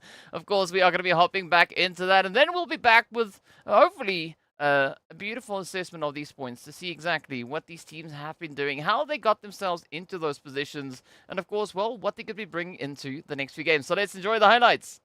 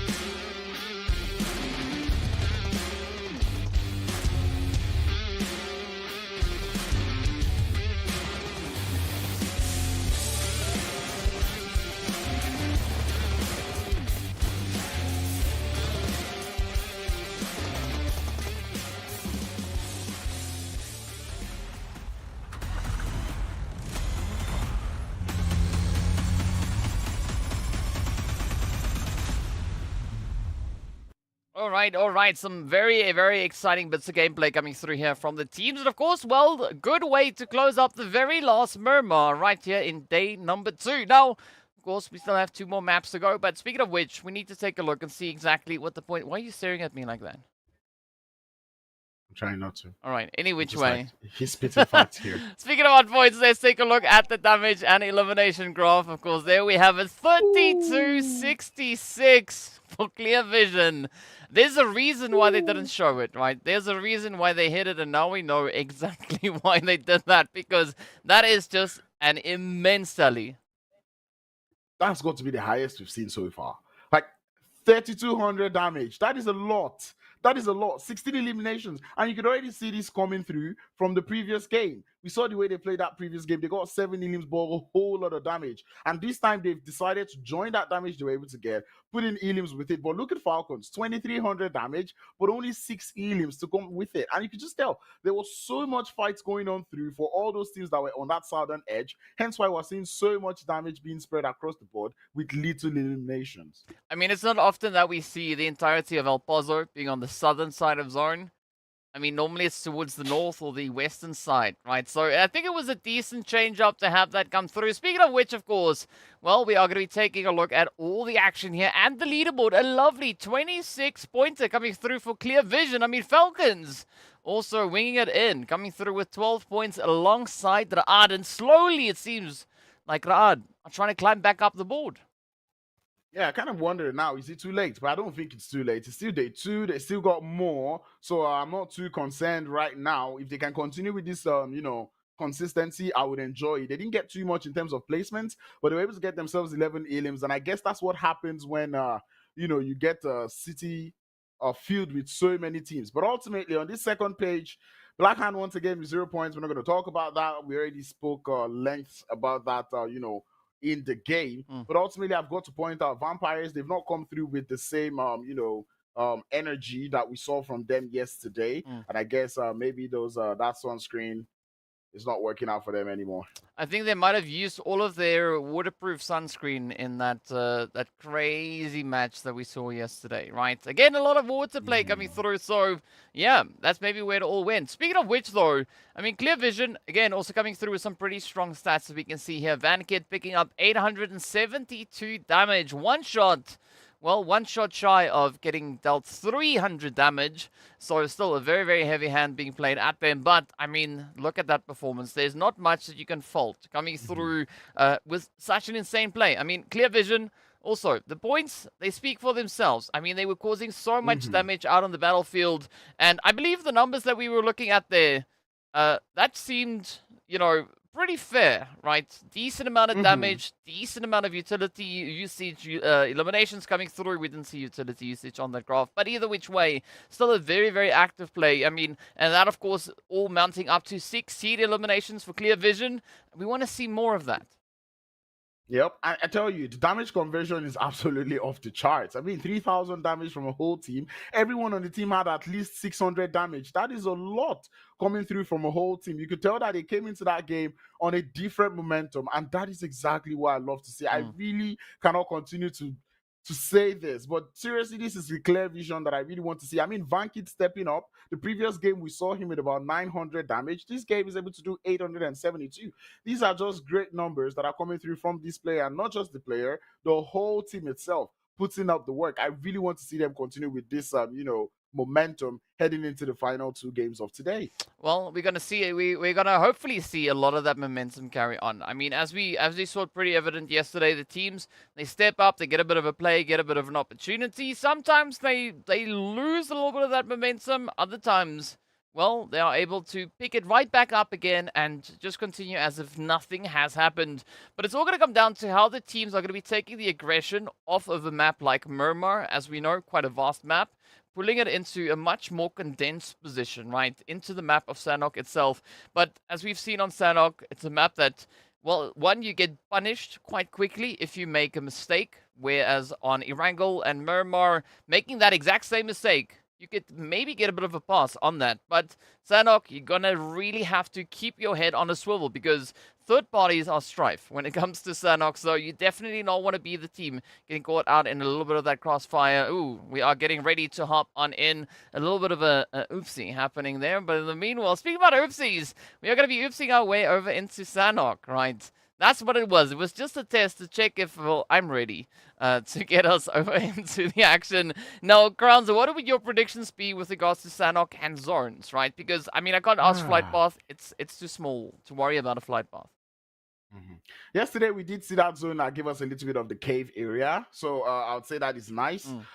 Today, we've seen that Paradise Resort zone, which is also nice. This time, I think I want to see something going down towards that south. Looking at somewhere around that camp, which is it? Camp Bravo, I believe. Either Camp Bravo or Camp Charlie, but let me just say Sammy because I know Sammy is definitely on the south, but definitely I'm looking at the zone that goes towards that Sammy area. Really looking forward to seeing how the teams will play when they get that southern zone, given that we have quite the number of teams that land on the northern outskirts of the map here of Sanhok. Well, let's see. This could be either a very, very exciting one, maybe a slightly upsetting match. It could turn in either which direction. But of course, the big kicker is going to be how the teams are going to be looking to play down. I mean, we've also seen quite a bit of that hot drop action moving up in towards Paradise. Oddly enough, and if you remember, boot camp back in the day used to be the spot. But now it's shifted around a little bit. Actually, we've seen that hot drop shift every now and again, right? It was boot camp, then it went to Painan, then it went to Paradise, and of course, we at times had it happening over in towards Quarry itself. But for now, it seems like, well, Paradise, it's going to be back to the usual, right? Smash, again, going to try and clear it up and see maybe if they can walk out of this one with even more to their tally. Hopefully, we're going to see more coming through from them. I do see 77k out there in Painan. Like to see that one. The side of +18, I've decided to go for a more wide split. As we see two players on the other side of the bridge, the remaining two out there in Hatin. They're enjoying that freedom they have. Superpower on the widest split right now that we can imagine. Some players out towards the cave, one in the docks, the other one in Quarry. Them man are just having fun with the amount of space that they have right now. Smash team and the players there from GREEDYFORKILLS looking to get started. This is pretty much the first time we'd actually see these two teams engage with themselves out here in Paradise. Normally it is a peaceful you loot, I loot, and we get out of here situation. But right now it does look like GREEDYFORKILLS are not feeling very accommodating, you know? Well, I mean, you got to decide how accommodating you want to be. Because if you let too much slide, it could come back and bite you in the butt. Right? That's just one of them things. It happens, we see it happen, and, well, yeah. So you got to be a little bit more decisive, I would say. Look, you know, just, if you want to get aggressive, go out there, get aggressive, get the job done, and then move on to the next. Yep, that does make sense. The zone, on the other hand, though, does go towards that western side, favoring the side of Black Hand a little bit, but ultimately Falcons do seem to have themselves in yet a prime spot to take the game home. I really don't want to call it this early because this is Sanhok. Anything can happen, but we're going to keep our eye out on them for the time being. Wave Esports find themselves in a vehicle. To be honest, now I'm concerned because we saw what happened the last time they were in vehicles on the map of Sanhok. Did not play out too well for them. So Wave Esports, I really hope they're able to time their rotation well this time and use that vehicle quite correctly. Vampires, on the other hand, seem to have wandered onto the side of Ra'ad a little bit, as we see Ninja and Kilua looking quite close to about 3 players there from Ra'ad. This is going to be a little bit troublesome for the rest of the squad there for, you know, Vampires. Yes, get out. Yeah, get out! This is not where you want to be fighting. I mean, for a moment they look like Mong Nai, I'm not gonna lie, but I'm happy to see that it's not, right? It is a completely different position here. And now, as they start to move away from Camp Bravo, again, it opens up the opportunity, right? Ra'ad now can focus on their business, get themselves looted up, start that rotation, heading back up in towards the zone itself. But speaking about heading back up in towards the zone, look at RUKH. Right, Black Loss, beautiful bit of an ambush that we could see being played out here. I was watching that in my head. I'm going, is he gonna do it? Is he gonna do it? That's the question I did get in mind. But ultimately, RUKH Esports get themselves into vehicles, looking to get that rotation started. They're doing quite a lot of driving. You can drive in Sanhok, but when it starts getting too much, you need to pump the brakes a little bit. But anyway, driving towards the side there of Wave Esports on that bridge. So I'm looking forward to seeing if Wave Esports are welcoming enough to allow them cross, or if they're going to be taking out the side here of RUKH Esports. We await the Q feed to see if that happens or not. Other things we're seeing is Special Esports also starting their rotations, and well, it looks like reverse is the case. Wave Esports, they do not like the fact that they've just crossed, and RUKH Esports also want to take a little bit of that trouble. And look at how quickly Gaddafi and RUKH are forming up down the bottom of the hill as Eugene does fall. Ooh, 1v2, nice. Yeah, good showing. Oh, come on, Zizal, come on, Zizal. You have it, you have it. Will they get it though? I mean, so far dealing quite a bit of a blow into the side here of RUKH, as it's now up to Pusher and Default. But as we know, Default, definitely not a player that you want to mess with, right? They've proven their capabilities in several of the previous matches. So let's see whether or not RUKH Esports can pull this one out of the bag. Will they get the jump? Moving into a vehicle this close to an opposing team is a very, very risky play to make. And Pusher now going to be dancing around the rock. Oh, the sprays are there. RUKH Esports now in a big, big trouble play here. Very, very big trouble play, because they've got Virtual Gaming Squad just right behind them. And RUKH Esports go out very early in this game. No eliminations. 16 out of 16. And I cannot even say this is what they did wrong. They wanted to play this Sanhok the way they played the first Sanhok. They wanted to get to that central position where they could just wait it out. But unfortunately, Wave Esports had already gotten there first, and ultimately did not play out well for the side of RUKH Esports. It's going to be better luck next time, guys. Better luck next time. Well, yeah, that's all we can hope for. I mean, RUKH Esports, it was an attempt. Yeah, it was an attempt, 100%. In the meanwhile, we are going to be looking over on towards Special Esports, Wave, Falcons, Virtual Gaming Squad, and 77K. All now centered up in towards that center zone. So again, quite a bit of a problematic position to come through here, looking at how these teams are going to be looking to fight their way on through. The scores that we are currently seeing up on the leaderboards as well, just for those who are curious, we know there's a little bit of an issue with the scores, right? They will get fixed and rectified as we proceed through the action here. But in the meanwhile, we are going to be awaiting that next zone closure to see exactly where these teams will have to relocate to next. Anyway, Smash Team have decided to relocate towards that Paradise Resort. They do look to be finding a little bit of trouble in the hands there of 77K. So I'm currently looking forward to seeing if they will be able to, get out of dodge on that one. We're about to get yet another zone shift, as we do see all of these teams making their rotations. The side of Ra'ad looking to make it into the zone quite late. I do not know if they've got vehicles this time, so it's kind of scary seeing them out in the blue for that long. But that zone does look to be favoring the side of Falcons. And right now, should I call it? I don't think I want to call it. Well, what is there to call at this point? Because, I mean, there's so much that can come through right here, right now.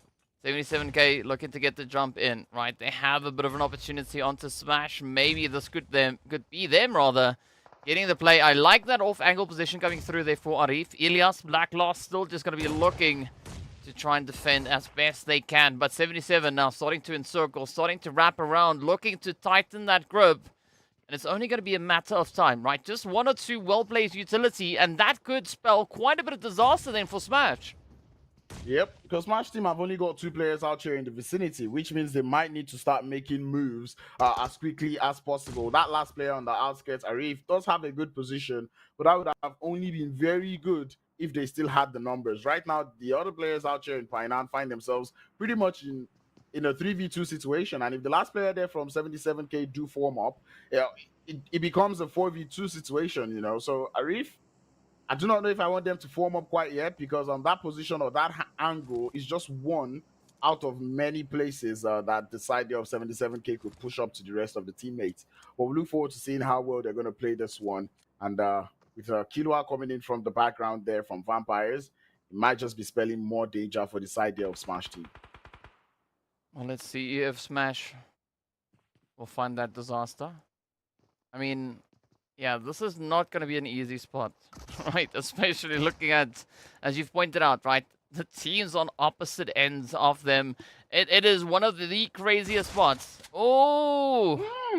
At least for Smash. And now I think 77k are just going to help them. Yeah, just alleviate that pressure as Kalua locks in the final hit to close off that brutal position. Now it's going to be Falcons and Virtual Gaming Squad fighting for possession of Ruins right onto the edge of this western bridge. Smack dab center zone. That is where you want to fight, at least for now. So let's see who's the one to reign supreme. Is it going to be the Falcons or potentially maybe Virtual Gaming Squad? Virtual Gaming Squad do find themselves on a little bit of an advantage as they did get that knock onto P6 there for the side of Falcons. And you can see Falcons just throwing Molotovs to the edge of the doors, trying to prevent further push coming through from the side of Virtual Gaming Squad. It was a little bit of a trade, but Virtual Gaming Squad able to grab their revives up for the time being. As we start to see smokes coming through from the side of Virtual Gaming Squad. The util usage coming through from the teams here is quite nice to see, as we do see more Molotovs being sent out towards the position there of the Falcons. Perez does move out a little too much, gets that HP bar chunked up a lot. The Falcons find themselves back as a full team. And right now, they need to complete this fight as quickly as possible because the players there from Special, they can hear the noise and they might be coming in soon. Yeah, I think soon might be a little bit sooner than they thought, as, well, it does seem like they are looking to get quite involved in this play. Meanwhile, Falcons now trying to defend as best they can. Virtual trying to lock it in. Down goes yet another play, and the Falcons are out of here as they get swept away. 14th place with only one elimination to their name. And that just opens the spots there for everyone in the lobby and also opens the game up for Virtual Gaming Squad because that position is a very strong position to hold. I mean, they're just out there on the outskirts of Ruins. Ruins is a very open place unless you're playing inside the Ruins itself. But ultimately, if teams decide to crash up onto Ruins, the Virtual Gaming Squad, they're able to see pretty much all of that happening. Especially sports are embarking on a journey I do not seem to fully approve of, because they've gotten into that vehicle and it looks like it's all four players in one vehicle trying to head towards the center of the circle where we have the side of Wave Esports. That's risky. I mean, in general, all four players in one vehicle at this level is risky, but on a map like Sanhok, that is just next level. I mean, I don't know if that is confidence speaking on their end, or maybe that was the only option that they had. But it is going to be a very, very risky one. It does seem, at least for the time being, they've been able to get themselves out of that vehicle and situate it up in towards center. But speaking about risky, right? Hand, XENON, still having to push. Still yet to lock in this next position, this next play, and get themselves back into the zone.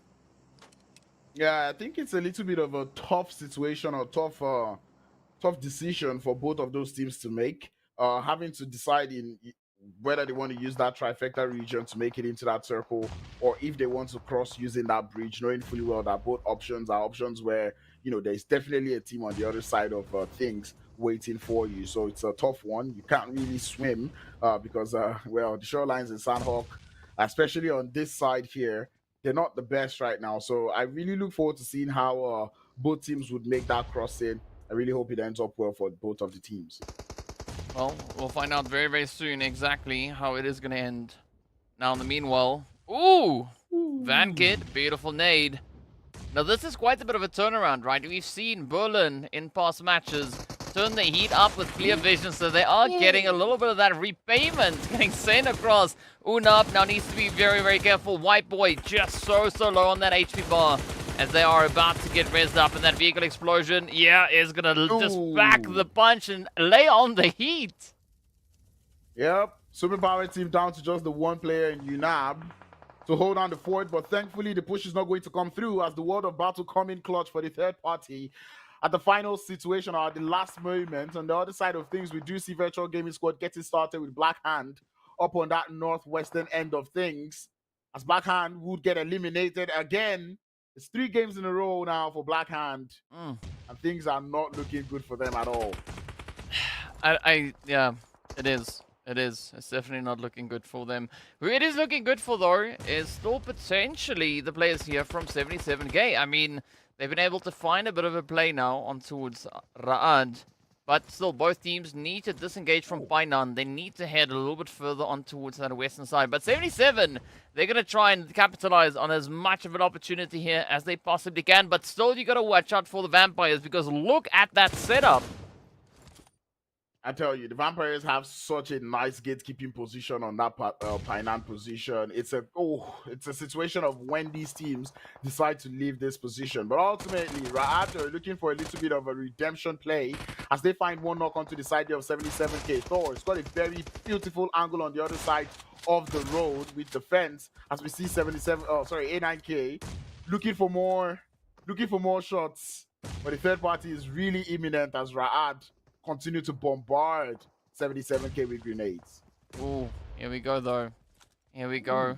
XENON going to be losing a player as well. 77, meanwhile, looking to wrap it up. They're going to have to be very, very quick about it because the blue zone is closing and it is stage 4. It's not going to be kind. Ooh, the hit is in. 77k could still have this one in the bag. Good frontline position there by A9Q. Going to be relaying quite a bit of information as to the whereabouts of RUKH. Zuxi down again. Could be the next one to fall. Fivo coming up with a bit of a flank, and this could be quite a problem, especially looking at Thor. Oh, well, no longer as the third party comes through from Vampires as we anticipated.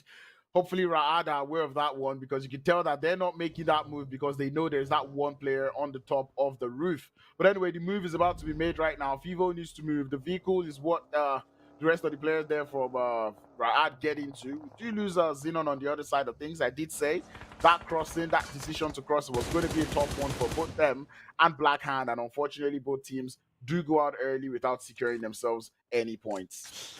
It's tough. It is hella tough, and well, it's not going to stop anytime soon. We still have 9 teams and 30 players to contest for that winner chicken dinner as we do say goodbye. The players there from +18 getting sent out in 10th place with 3 elims up. Looking at the board, Special, the World of Battle, still going to be looking to acquire a few of those points along the way.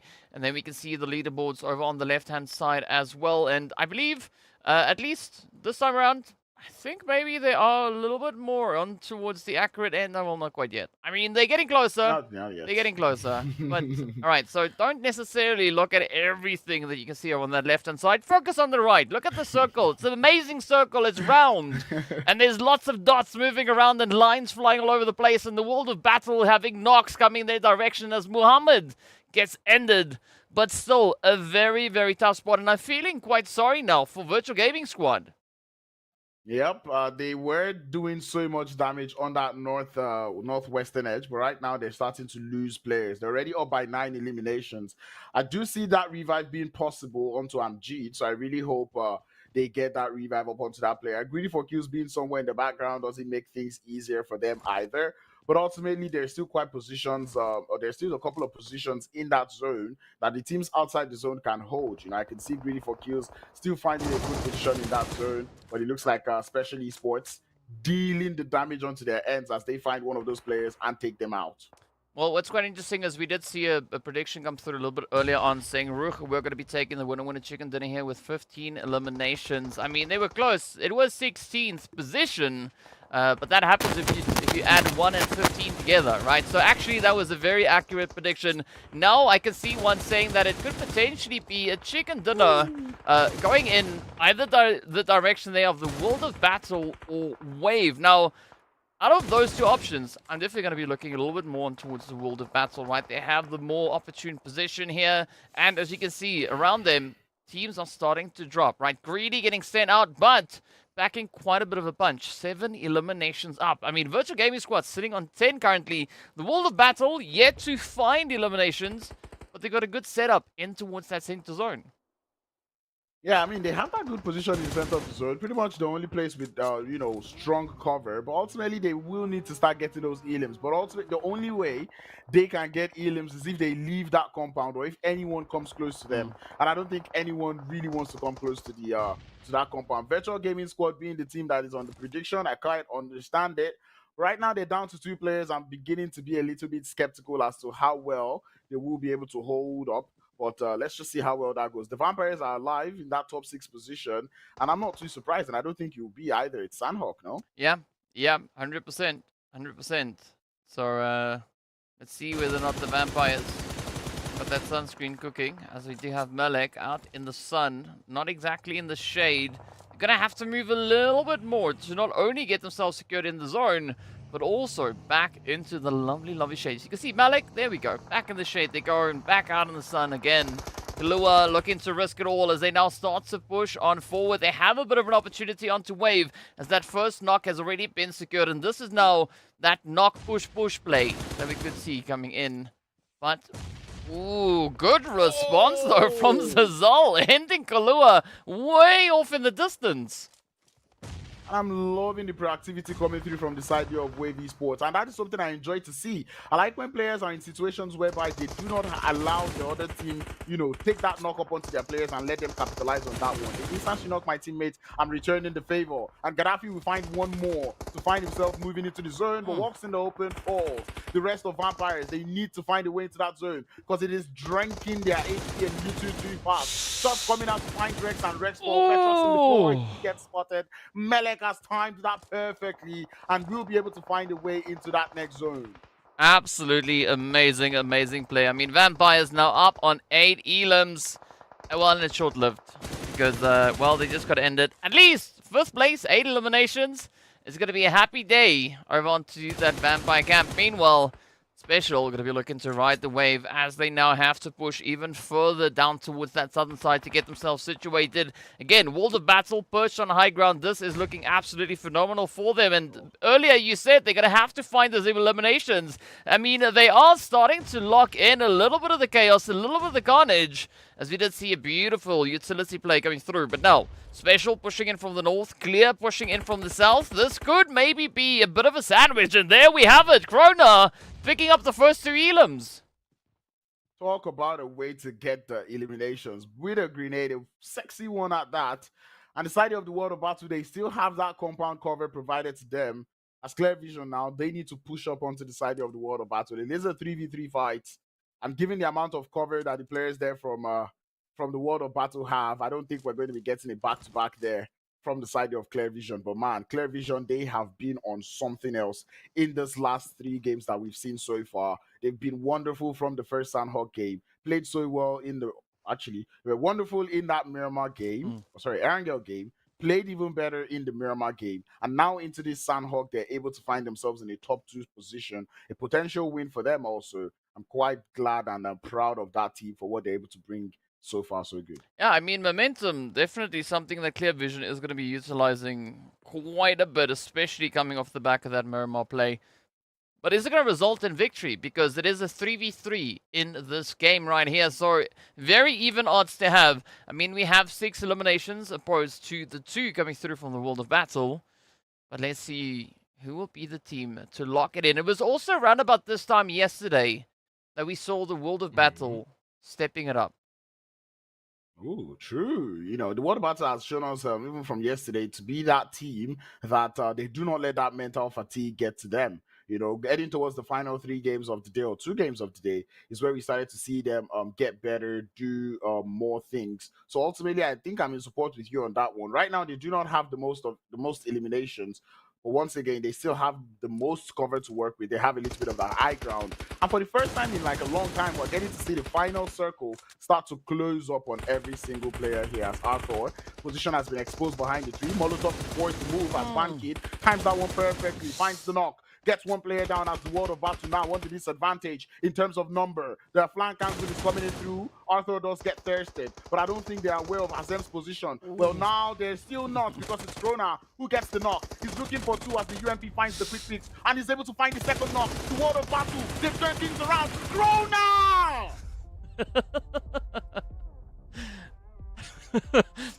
Oh, that was beautiful to watch. That was beautiful to watch. The World of Battle locking in the winner chicken dinner. I mean, I just gotta show you guys the face. I mean, you should have seen this face the moment Krona got that play. Let me just hop back. We gotta check those stats. It is 5 eliminations and 965 damage being dealt by the World of Battle. Talk about sneaking in a winner chicken dinner, right? That is exactly what we had happen right then and there. Will the Battle clutching it out. That play coming through as Krona got the hit, right? You heard Crowns shouting Krona. You should have seen the face of Crowns when he shouted Krona. I just wish I had a screenshot button, because if I had it, man, I would be spamming that button. Oh, but either which way, Virtual Gaming Squad playing a phenomenal game, ending very, very strong in this game, right? Coming through with double-digit eliminations, but will the Battle stepping up to the plate, managing to survive, again, capitalizing on that position. Sure, they were lying dormant, right? They were waiting for something to come their way, and they were just waiting quite patiently. And the wait actually paid off, right? Because, well, it awarded them a glorious winner chicken dinner. Clear vision, they tried. They had the numbers advantage as 1 point, but as you said, right, they didn't really account for that off-angle position coming through, and it worked out. It clutched out. It got them the winner chicken dinner. And just to remind you as to how amazing it was, let's take a quick look at the highlights yet again.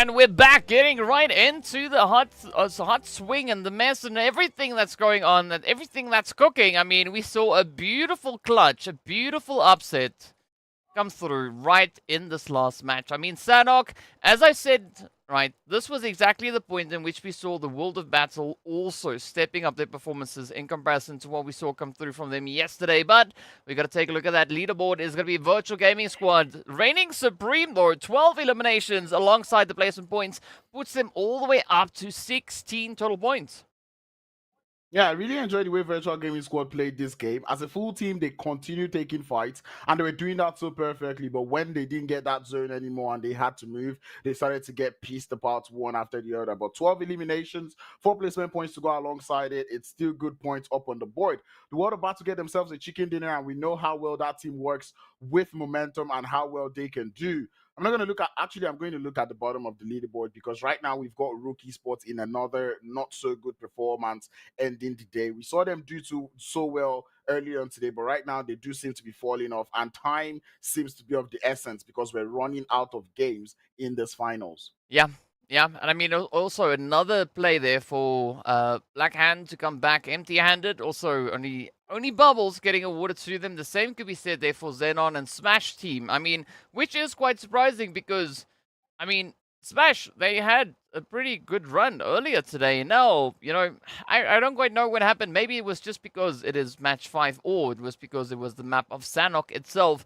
But either which way, all of that is going to come to some kind of a conclusion as we make our way over onto the last match of the day. Of course, we are going to be heading over into a little bit of that Erangel action. Now, we've been seeing quite a few plays coming through in this game. And here we have a quick head-to-head between Virtual Gaming Squad's Fares versus Krona, the one who got the final hit, the one that made Crowns almost jump out of his chair.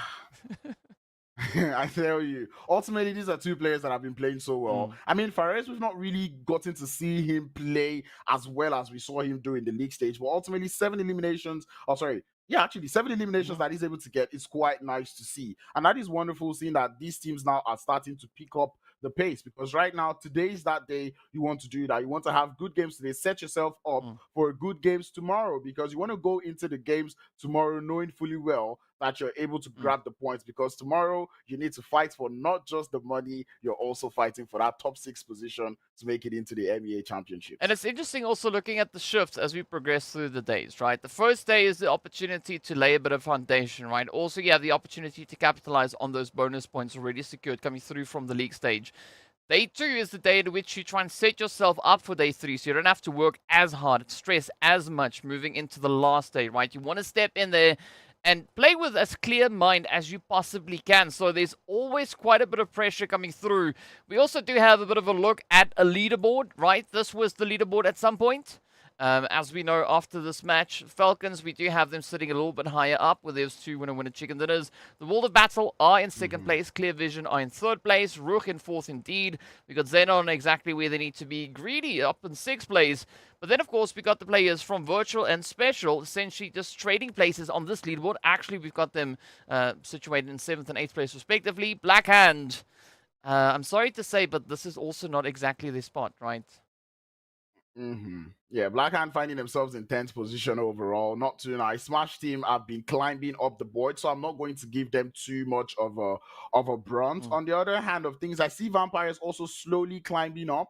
But to be honest, Vampires, I need a pop-off game coming through from you. You know, we've been seeing them play quite slowly, making it towards the late games, but we're not getting too much eliminations coming out from them. I mean, they're doing quite the number, but ultimately, I'm not really impressed. I'm not seeing that consistency coming through from Vampires, and that is something we spoke about when we started today. Yeah, so there's going to be a lot that needs to come through in this last game. Also looking at what we have with regards to the standings, right? There are currently 5 points separating 6th from 7th.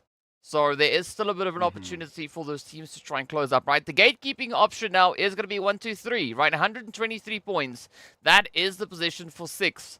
But Black Hand, we've got them set all the way down on 108 points. So that puts them at a 15-point deficit. So that is going to require quite a bit of work to not only catch up, but potentially trying to surpass all the teams up ahead of them just to secure themselves that 6th position moving into tomorrow. Speaking about moving in, let's move into Erangel. So Black Hand, if they want to make that dash, right? If they want to at least end in 6th today, this needs to be their match.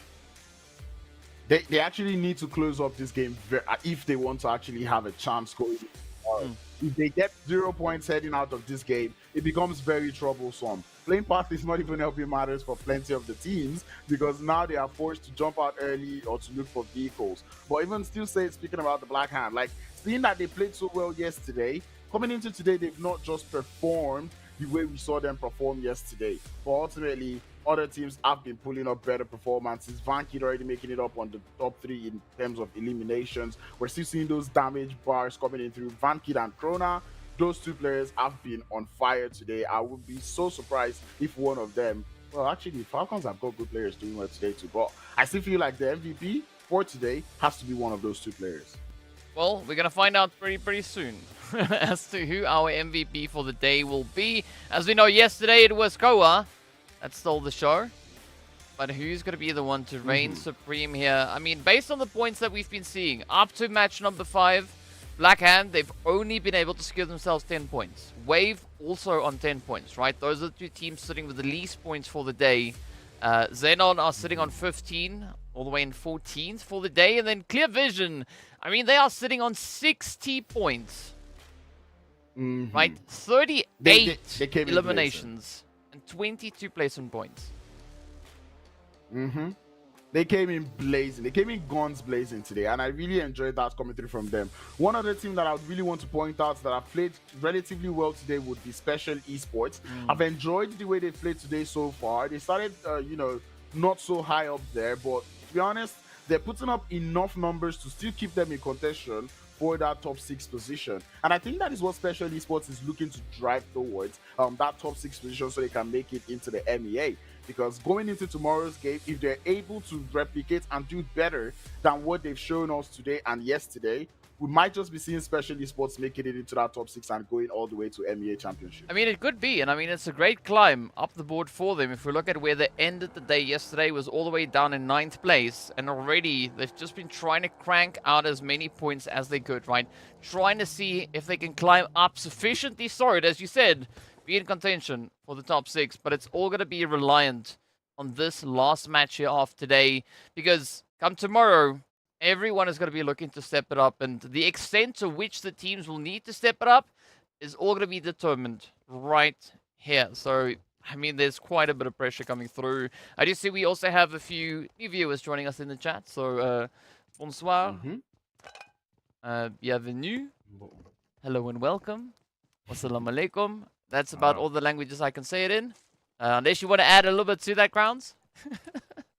I was going to say a cabo, but that's in my language. I was going to say welcome in English. What else can I say? I totally forgot what welcome was in Spanish, but I think you should know that one. But ultimately, welcome to everyone who is just joining the chat. Be sure to drop a like also. I'm sure to stay active in the chat. Let us know. You're in the chat now. Who are you here for? Who do you think is going to get this final game? You know, take us home. I'm pained right now because before the games today, I was like, when we get to match 5, I was going to say we are in the penultimate game on the penultimate day, but I guess it's one now. I mean, it's close. It's close, right? You just missed it by 1 match, but it is what it is. Speaking about missing it by just 1 match, that's not what this is. That was instead going to be White Boy getting wiped down as Gaddafi stepped up and ended the run there for them. Of course, bringing Superpower down to a 3-piece. But the rest of Superpower, they are still all the way towards... I wanted to say north, but then I saw the split that they're actually holding. So I'm very surprised to see Superpower taking this approach onto the Malay Island. I really wouldn't blame them. It's quite confusing, really, seeing the way or seeing the uncertainty in landing location. It does look, it almost looks like a car chase. But ultimately, seeing that yesterday, whenever the playing path was like this, we saw +18 in Novo Rep Nonye, right? But right now, Novo is empty, right? I don't understand why the likes of Superpower and even Wave Esports might think, oh, there might be a team in Novo seeing that the playing path went this way, right? But ultimately, it's empty. Now, both teams find themselves fighting. So I would permit it for today. Ultimately, hope to see them play better tomorrow. And now that just even makes them more confused tomorrow. So I think they need to get that second drop spot done and dusted, because going into tomorrow's game, if we get this type of playing path, do we know who is going to be in Novo? Do we know if +18 will be heading back to Novo or not? That is where the confusion does come through, and I really hope to see if that happens tomorrow. Yeah, well, let's have a bit of a look, right? We'll only know tomorrow exactly what is going to be coming through on this one. But I mean, I think that is where I'm feeling a little bit nervous with regards to tomorrow, because I mean, we've got a few teams in places that we don't necessarily are accustomed to seeing them situated there, right? But at the end of the day, it is finals, right? All the build-up coming through league stage, all 78 matches that they played through, comes down to the final 18, right? To bring us up to a grand total of 96 matches that these players have played through just for this season of PMPL Africa. So there's quite a bit of work that has been brought to this battlefield. And again, it all comes down to mental fortitude. How are these teams able to maintain that focus game in, game out, and especially in the finals, playing 6 matches? I mean, that's tough. That is quite the bit of focus. So, yeah, as much work as they can do here today in this very last game, they're going to have to try and pull it off. Is it going to be possible? I don't quite know. It's a situation of you've done well today, you need to replicate and even do better going into tomorrow's game. So we keep an eye out. Ooh, wait a minute. Was that a VSS? Or was that just the Ace 32? Because I saw that scope and it just reminded me of the VSS, which I don't remember seeing of recent. When was the last time you used the VSS, TK? Ooh. Very, very, very long ago. I mean, yeah, it's been a minute. It's been a hot minute. It's been quite a hot minute since I last used the VSS. Yourself? I mean, for me to say it this time, I've not seen it in a while. Actually, in the chat, let me know. When was the last time you used the VSS? You know, not just use the VSS. When was the last time you saw the VSS in PUBG Mobile? Was it removed? Huh. Okay. Yeah. I think I'm running into a brain crunch here. But ultimately, while we wait for the answers coming through, welcome to the chat, Ellen. Indeed, I am awake. I do not know how, but I am. But ultimately, we do see positions being held by the team, especially Esports looking to go for a central position, but Clear Vision are somewhere in that side doing a little bit of work as Ramsey does find himself down on the ground. It's a little bit of a skirmish going on in that center of the circle around the shelter area, of which the zone is not something we've really spoken too much about going into this last game. Yeah, I mean, it's going to be an interesting play, right? There's so many interesting spots all over the place. Again, RUKH Esports, very comfortable spot up in towards Savoni. As we can see, they don't have anything to be phased about or worried about. They can just sit back, relax, take in the sights, and then bring on the carnage as we progress further on down. But I'm curious to see whether or not the zone is going to pull back into Yasnaya as we had it happen just yesterday. Because, well, the answer, at least for now, is no. So I'm thinking Hand are quite relieved. Because yesterday it was a little bit too close for comfort for them. So let's hope that things go a little bit better. But look down on towards that southern side, right? Falcons, we got Smash, we've got even more teams situated alongside them. It is so crammed up that we can't even figure out who exactly we have there. I tell you, we can't even tell which of the flavors of our Skittles is on that part of the map. But ultimately, I'm looking at the skincare boys, talking about Superpower and Wave Esports. Currently still delving in that blue zone. You see 77k already starting their rotation up on that western front. But ultimately, Smash Team sending it straight into Special Esports. One player down for Special Esports as Brody looks to come in from the side. Does get taken down by the Knight. And now we're looking at Special Esports losing more players. G-Brutes trying to make the run for it.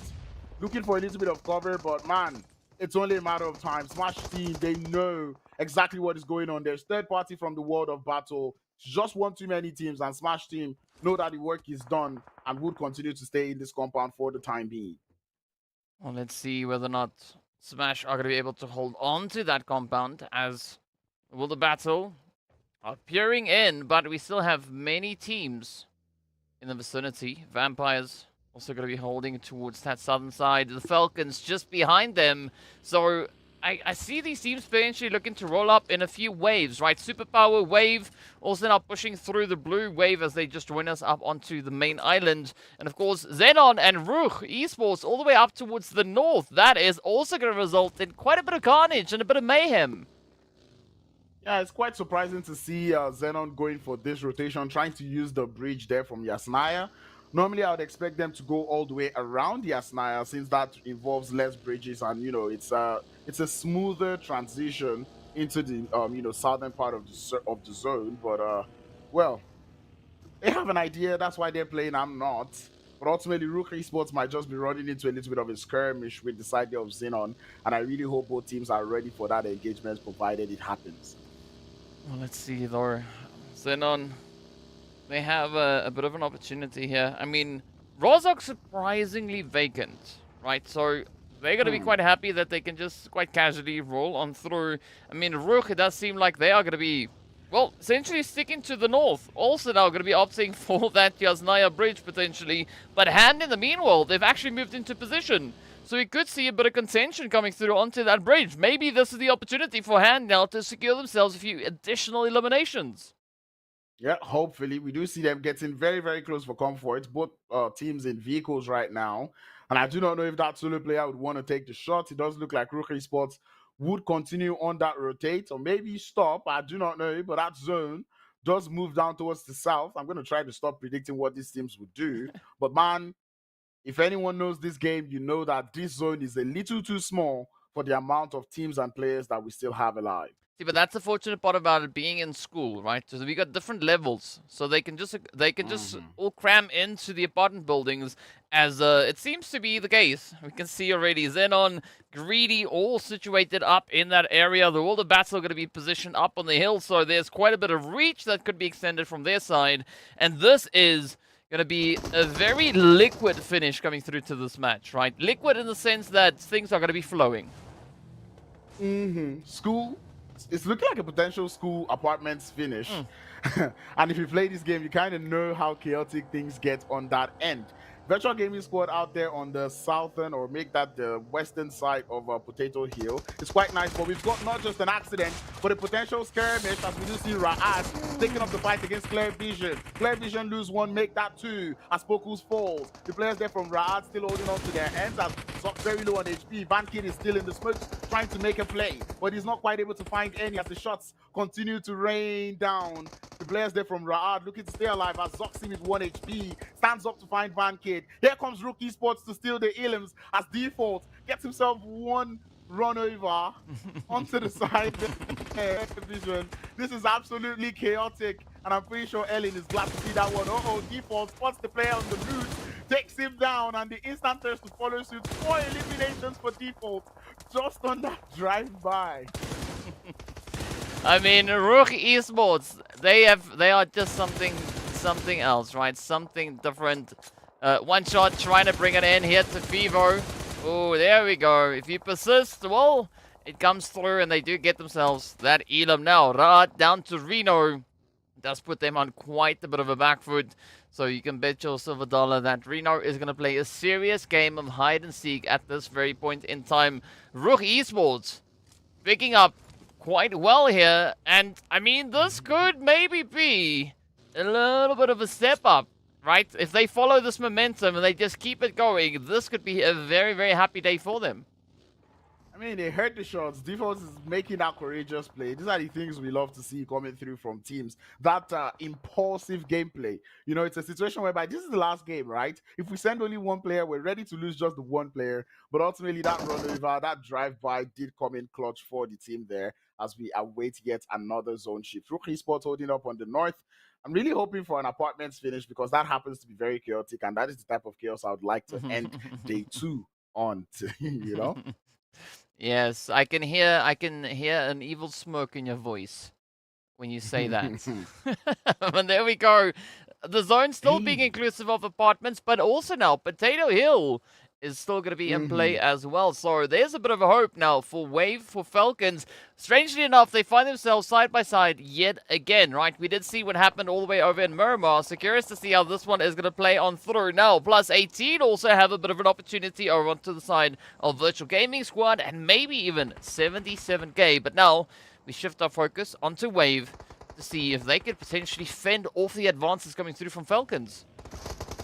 It looks like Falcons are keeping it relatively clear. But speaking of Clear Vision do find themselves back, as RUKH Esports coming through crashing, sending their last player back into the lobby. 5 eliminations up onto their name. As I was saying about the Falcons earlier, they do seem to be playing quite cautiously on that southern edge, not poking too much onto the side of Wave Esports, because they do understand how tricky it gets to push on those positions that are just on the bottom of the hill there of Potato Hill. So it's nice proactivity coming through from them. They're just going to hold here, stay a little bit quiet for the time being as Superpower starts to approach them. Well, let's see how this one is going to play out. Superpower now going to try and reach on in, setting out the nade. They do find Zeke with a beautiful spray as Unab looks to follow through. Ooh, quick response coming in from the Vampires as well. Again, looking to capitalize on the third-party opportunity, and this is what we're going to be having by the bucket loads. And of course, we add the blue zone as a bit of a side order into the mix here as well. Now, Hazard looking to become one with nature's Alpha Luigi, needs to try and patch themselves up. Unab going to try and ride it out as best they can, but the blue zone is not going to be kind as it does find Alpha Luigi. That brings Superpower down to 1. Vampires now just trying to get ahead of the chaos and situate themselves just in the safety of zone. Yeah, we've seen Vampires do that a lot today, get themselves out of tricky situations or situations where it's looking like they do not have too much of an advantage. And here they can realize that they do not have that much of a cover to work with, as Fares does grenade and Jeed. I don't think that's how getting the MVP works, but do you? Anyway, Falcons on the other side looking to get some more eliminations as they take shot towards the rotating members there of the Vampires. Not quite able to find any knocks just yet. But ultimately, movement is definitely assured. Hazard doing a little bit of damage, but that blue zone, taking out Alpha Luigi early on. I think Hazard, we might just be following up next if you do not get out of there.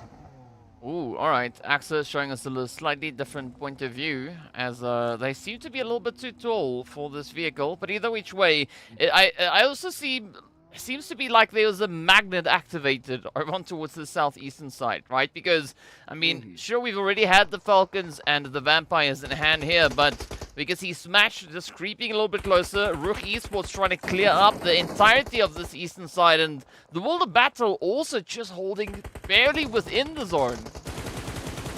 Yeah, it's not too many places to play right now. Hence why everyone is out there on the south, because everyone's pretty much banking on Potato Hill being a little bit free. But right now, Potato Hill is looking to be occupied as we've got Wave Esports, Black Hand, Virtual Gaming Squad, and PLUSEIGHTEEN all situated in that position. But right now, Wave Esports seem to have the players there from Black Hand right on their minds as they start to launch grenades towards their position. It is now here for Black Hand to hold on to their defense because, as we said earlier, they need to pop off on this game. They cannot afford to go out with 0 points again. Yeah, it is going to be of the utmost importance for Black Hand to finish at least within placement point territories, and then of course have those accompanying eliminations to come through as well. Now they are going to be playing a little bit of hide and seek out on the ridge.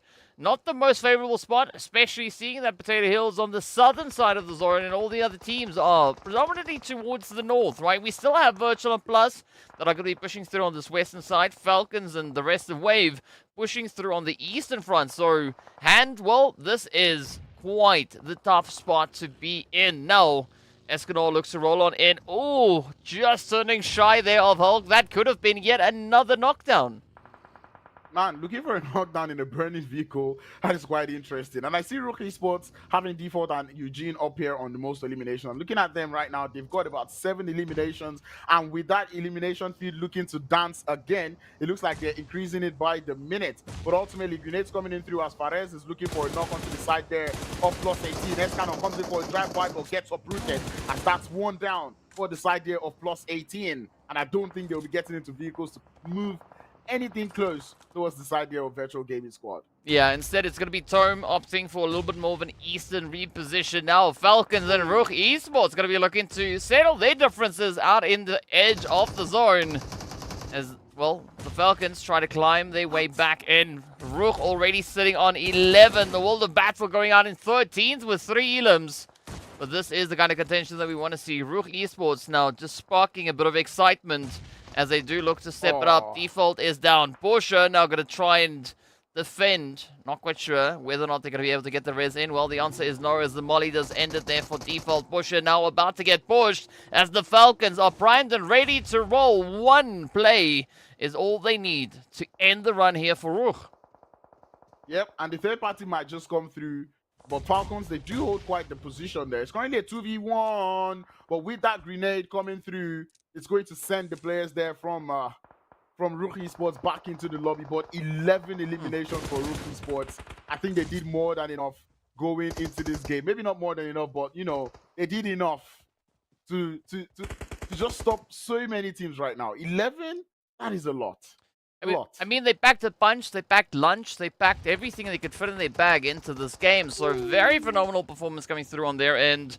77k now going to be looking to reach in. Ooh, Torm with a sneaky hit as they do find Rex, but that could cost them dearly, and it does. As Storm, well, hits the eject button a little bit too soon, and that sends them right back into the lobby. Now Black Hand going to be feeling the heat as Wave, Virtual Gaming Squad, and 77k will continue to constrict down on towards them, and still a heavy defensive play now needs to come through here from Black Hand. Ooh! Yep. It really needs to get that one done. The grenade from Koa would be sealing the deal, but there's still 77k to deal with. Storm getting thirsted away by the side of Falcons in the meanwhile, as grenades flying towards the side of Thor. Thor has got more to go, but none to connect just yet. Spots in Koa, goes for the shots with the foot. We're not quite able to find any to connect. You can just see Koa jumping over there, realizing that they're in a little bit of a pinch as Wave comes in from behind, but Plaza grenades himself, and that is not fun for Black Hand as Koa falls. One more to hold on the fort for the side of Black Hand. And these are costly mistakes that you cannot afford to make. Wave Esports, 77k, they definitely heard that. They know that they have more space to work with. And Mozaro having to hold down for the team as more grenades get sent up towards their position. Ra'ad goes out in the meanwhile. And the grenade is sexy up onto Plaza to get the thirst. Things are starting to crumble here for the side of Black Hand. I mean, they are down to Mozaro. At least it does seem like Wave and the Falcons are going to be focusing in on each other, but you're still going to keep a very close eye on 77k pushing through from that west. Yep, there we go. A9Q ends their run. That is Black Hand out in 7th place with 3 eliminations up. So that puts them, what, on 4 points for this match. Ooh, look at that. Zyke reaching in, finding Petrox. Now, Wave going to be looking to keep up a bit of a position here. Zazal going to be looking to just dispose of a few mollies along the way, but you got to watch out for the push coming through here from Zyke, as this could be the end of Wave, and that is exactly what it will be. Falcons, 77k now, could be going at each other right here. Yep, and Falcons, they've come in through fragging today. Already up to 11 eliminations. They're like, oh, you guys think RUKH Esports 11 elimination is a lot? Hold up here, we'll be here soon. As we start to see more shots coming in through. Grenades up onto TQ as they start to lose the numbers. But 77k up on the top here on the south, looking to do so much damage. But the Falcons trying to fall back, putting in a little bit of work onto the side of GREEDYFORKILLS up there on the north as they're holding quite the 2-2 split. P6 looking for an escape there as Kakao lets the shots fly. But P6 definitely completed driving class. Was able to make it out of there safely. I mean, Falcons already sitting up on 12 eliminations. Psych also bringing quite a bit of a contribution there for the team. Meanwhile, Greedy, a nice spot up towards the north, at least if you take the top-down look, right? Looking at the actual terrain, is going to be quite the uphill battle now for Greedy to get themselves back into contention. Meanwhile, XENON also going to be looking to make a little bit of magic happen, as they do control at least that western side up towards the north. 77, Thor going to be taking a very bold rotation up in behind them, as we do see Senke is going to be down. So XENON looking for an opportunity to get themselves back into this fight. Carry boy, lazy boy, boy oh boy. They are going to have their hands full with positions here. Yep, and things are not looking too nice for the side of 77k, at least not anymore. They did have quite the position, but right now they're getting pinched by so much third party coming in through. This is a situation whereby they need to stay as a team and decide which part of the map they really want to focus on without taking the third party. Smoke utility has to be peak at this point of the game. We're down to the final 4 teams. XENON still holding up quite well as the boys decide to grab the revives up. We do see Lazy Boy getting Senke back up on his feet. Morteza somewhere in the location, sending out grenades. Does seem a little bit off the mark. He continues to send some more. And as I said, 77k need to form upon themselves as that zone does move. GREEDYFORKILLS now still alive, with Delhap looking for some shots, finding a knock onto the side there of onto the side of XENON. Senke does get thirsted away. Now the numbers start to dwindle for the XENON team. Yeah, it's not looking very, very hopeful at this point. XENON quite spread out, still got to climb all the way up the hill. And I mean, Falcons, they're going to be sitting quite happily in this zone. They've got nice position over on towards the eastern side. They got a little bit of that terrain to play around.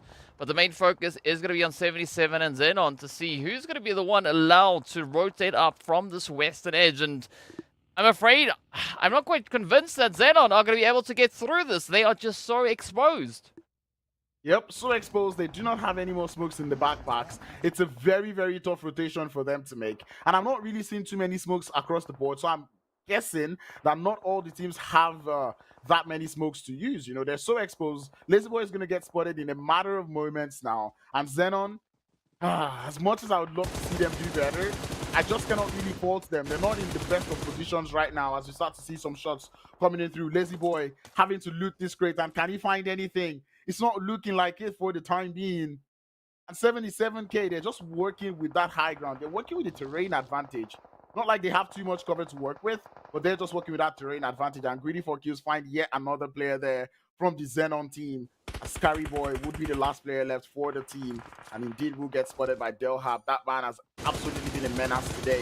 3 eliminations already up to their name, but A9Q from 77k would spot 1 and make that 2 from the side here of Falcons as Delhap falls. It's now currently in a 3v3 situation between Falcons and 77k. But I mean, this could still swing either which way, right? 77k, they do have the upper hand. They do have the higher ground position, but neither team has a secure spot into this next zone. So it's all going to be a fight out on the edge to determine who's going to be the one to walk away with that winner chicken dinner. Puncher King now tempting fate, playing with fire.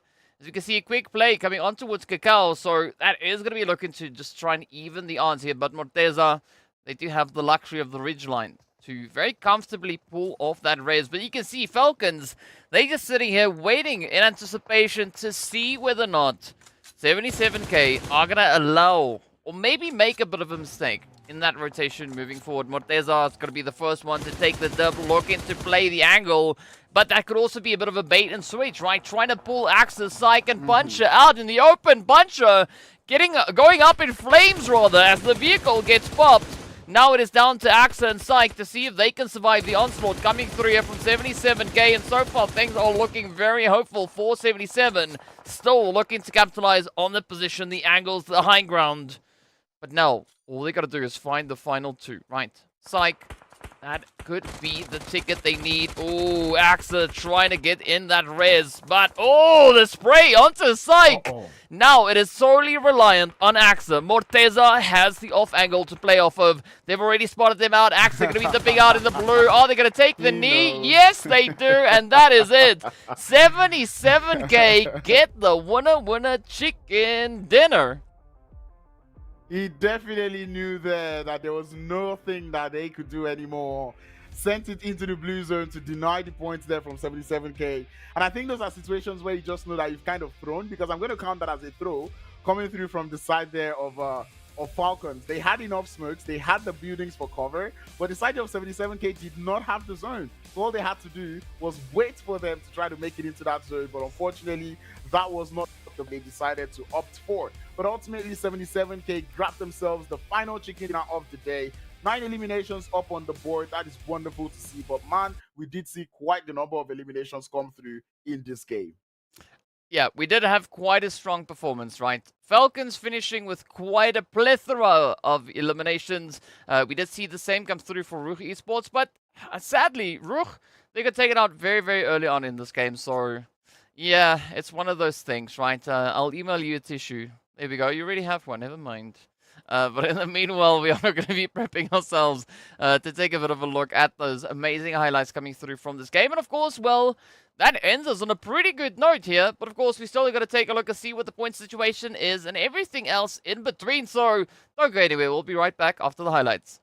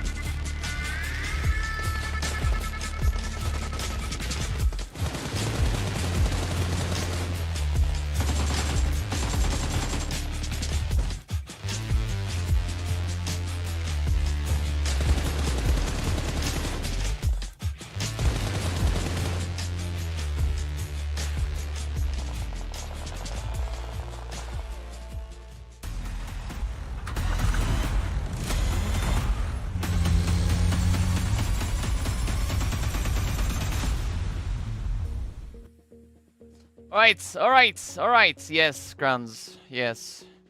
Tell me about it. I was gonna catch the grenade. Oh. I had to like catch the grenade. Yeah. You should have gone. You should have gone the the other way. We can rehearse that, and maybe we can get it to work out properly. But well, a very very interesting day, right? We've seen Falcons White clear vision. They've had an absolutely phenomenal run here. We didn't see any team getting back-to-back winner chicken dinners for today's matches. But speaking about chickens, let's go take a look at it. It was 77k walking away victorious with a lovely 19 points. Just exactly the same as what we saw come through here from Falcons White. Also a lovely 19 points. But Falcons, I mean, they just cracked a few eggs along the way. 13 eliminations. Absolutely insane. And RUKH capitalizing on the carnage. 11 eliminations. And unfortunately, not a single placement point to accompany that. You just got to imagine how much RUKH would have gotten if they continued to stay alive or if they did not just go out there. But who better to take out RUKH Esports when they're on such a run but the Falcons? And it's so interesting to see the way Falcons played that game. They were holding the 2-2 splits, and whenever they hold those 2-2 splits, at least all the times they've done it today, they always get themselves those elims. It was such a good play coming through from them, and they were able to capitalize so well on that play. Oh, I mean, quite a bit of capitalization here today that we've seen, right? The team's just looking to just step up the performance. And, of course, this is exactly the kind of play that we want to see through the finals, right? The teams upping the ante, upping the strats, upping the insane performance that they are able to bring on through. I mean, Clear Vision, they also performed quite well, coming through with 40 total eliminations for them. I mean, that is exactly the kind of end that you want to bring to the day. We do have the leaderboard up, but again, we're still working on fixing the issue.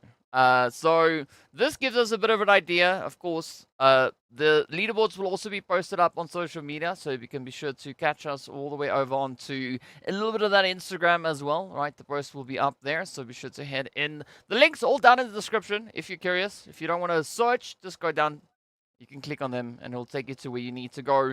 But yeah, Falcons, strong play, strong presence. 2 winner chicken dinners up, sitting with 75 eliminations and 48 total placement points. So everything that we can see, aside from the far left side, everything else is accurate, right?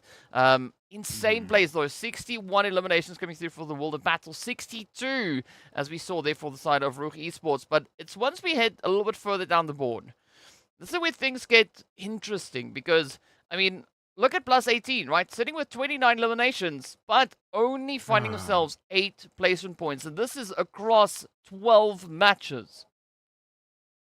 Ultimately, they're doing quite well in terms of elims. Maybe not quite well, but they're getting the eliminations up on board, and that is just because they've been showing that they really know how to take those fights. But ultimately, they'll be finding themselves in a whole lot of third-party situations that it doesn't quite work out well for them, at least not all the time. But ultimately, they've tried. But today, I really want to point out Special Esports, Clear Vision. These are 2 teams that actually came through today and really impressed me, right? I was actually on to Special Esports going into today, saying that they had quite a good game yesterday. And seeing the way they've played today, I'm just quite impressed. I like the fact that they've been able to push themselves into contention there for that top 6. And I really look forward to seeing them close it out going into tomorrow. I mean, they're close. I mean, and you said, right, they've been having a pretty good day. I mean, Special Esports ending their day on 35 points just for today. Speaking of which, let's take a quick look at the MVP. It is going to be none other than Psych, coming through with 3,600 damage, backing in 13 eliminations. That's insane. I mean, looking at that amount of damage from one player, I don't even want to start to try and figure out how exactly they pulled this off, but well freaking played to Falcons White. Again, a very aggressive performance coming through from them. And that's why they are sitting on 75 total eliminations just for these past 2 days. I mean, that's pretty insane to take into consideration. Yep, and overall, they already have 200 points gathered. So they're on the 200 points mark. I don't want to call it, but they do seem to have put a little bit of a lead between themselves and the rest of the lobby. But ultimately, there is still more to grab. Seeing the way Falcon White played today, that is the exact way you want to play on the second day of the finals when you already have the lead. You want to make sure that you're putting up points up on the board regardless of what happens. We saw them consistently put up points up on the board. Started the day off with a chicken dinner as usual. By the way, I'm keeping my eye out for tomorrow. I want to see if they'll get the first chicken dinner. But ultimately, they get chicken dinner to start the day, and then they continue to put up consistent points up on the board to continue to maintain that lead, while the rest of the lobby were, dancing around, battling with consistency. Yeah, I have to agree with you with the dancing around part. I mean, it was a pretty tough run, a pretty tough day, and I mean, it's the final, so we weren't expecting anything other than that. But you got to commend the efforts then also that we saw come through from the side of 77K, right? On the overall standings, it did award them 2 slots, right? Just this last performance, that lovely winner chicken dinner, did push them all the way up in towards 11th place. But for the day standings, they've actually climbed up 5 slots, right? All the way up onto 40 points. So our top 6 teams, all of which who have been able to secure themselves the winner chicken dinners here today, they've been having a pretty decent run, a pretty strong play, and a very happy day, I would say. But that, of course, then leads us to the last day. One more day of action. It is going to be day number 3 of the finals, the last day to determine who are going to be our top 6 teams moving forward into the MEA Championship. Now, until then, until tomorrow, same time, same place, you all got to stay fresh, stay frosty, and we'll see you all back again later.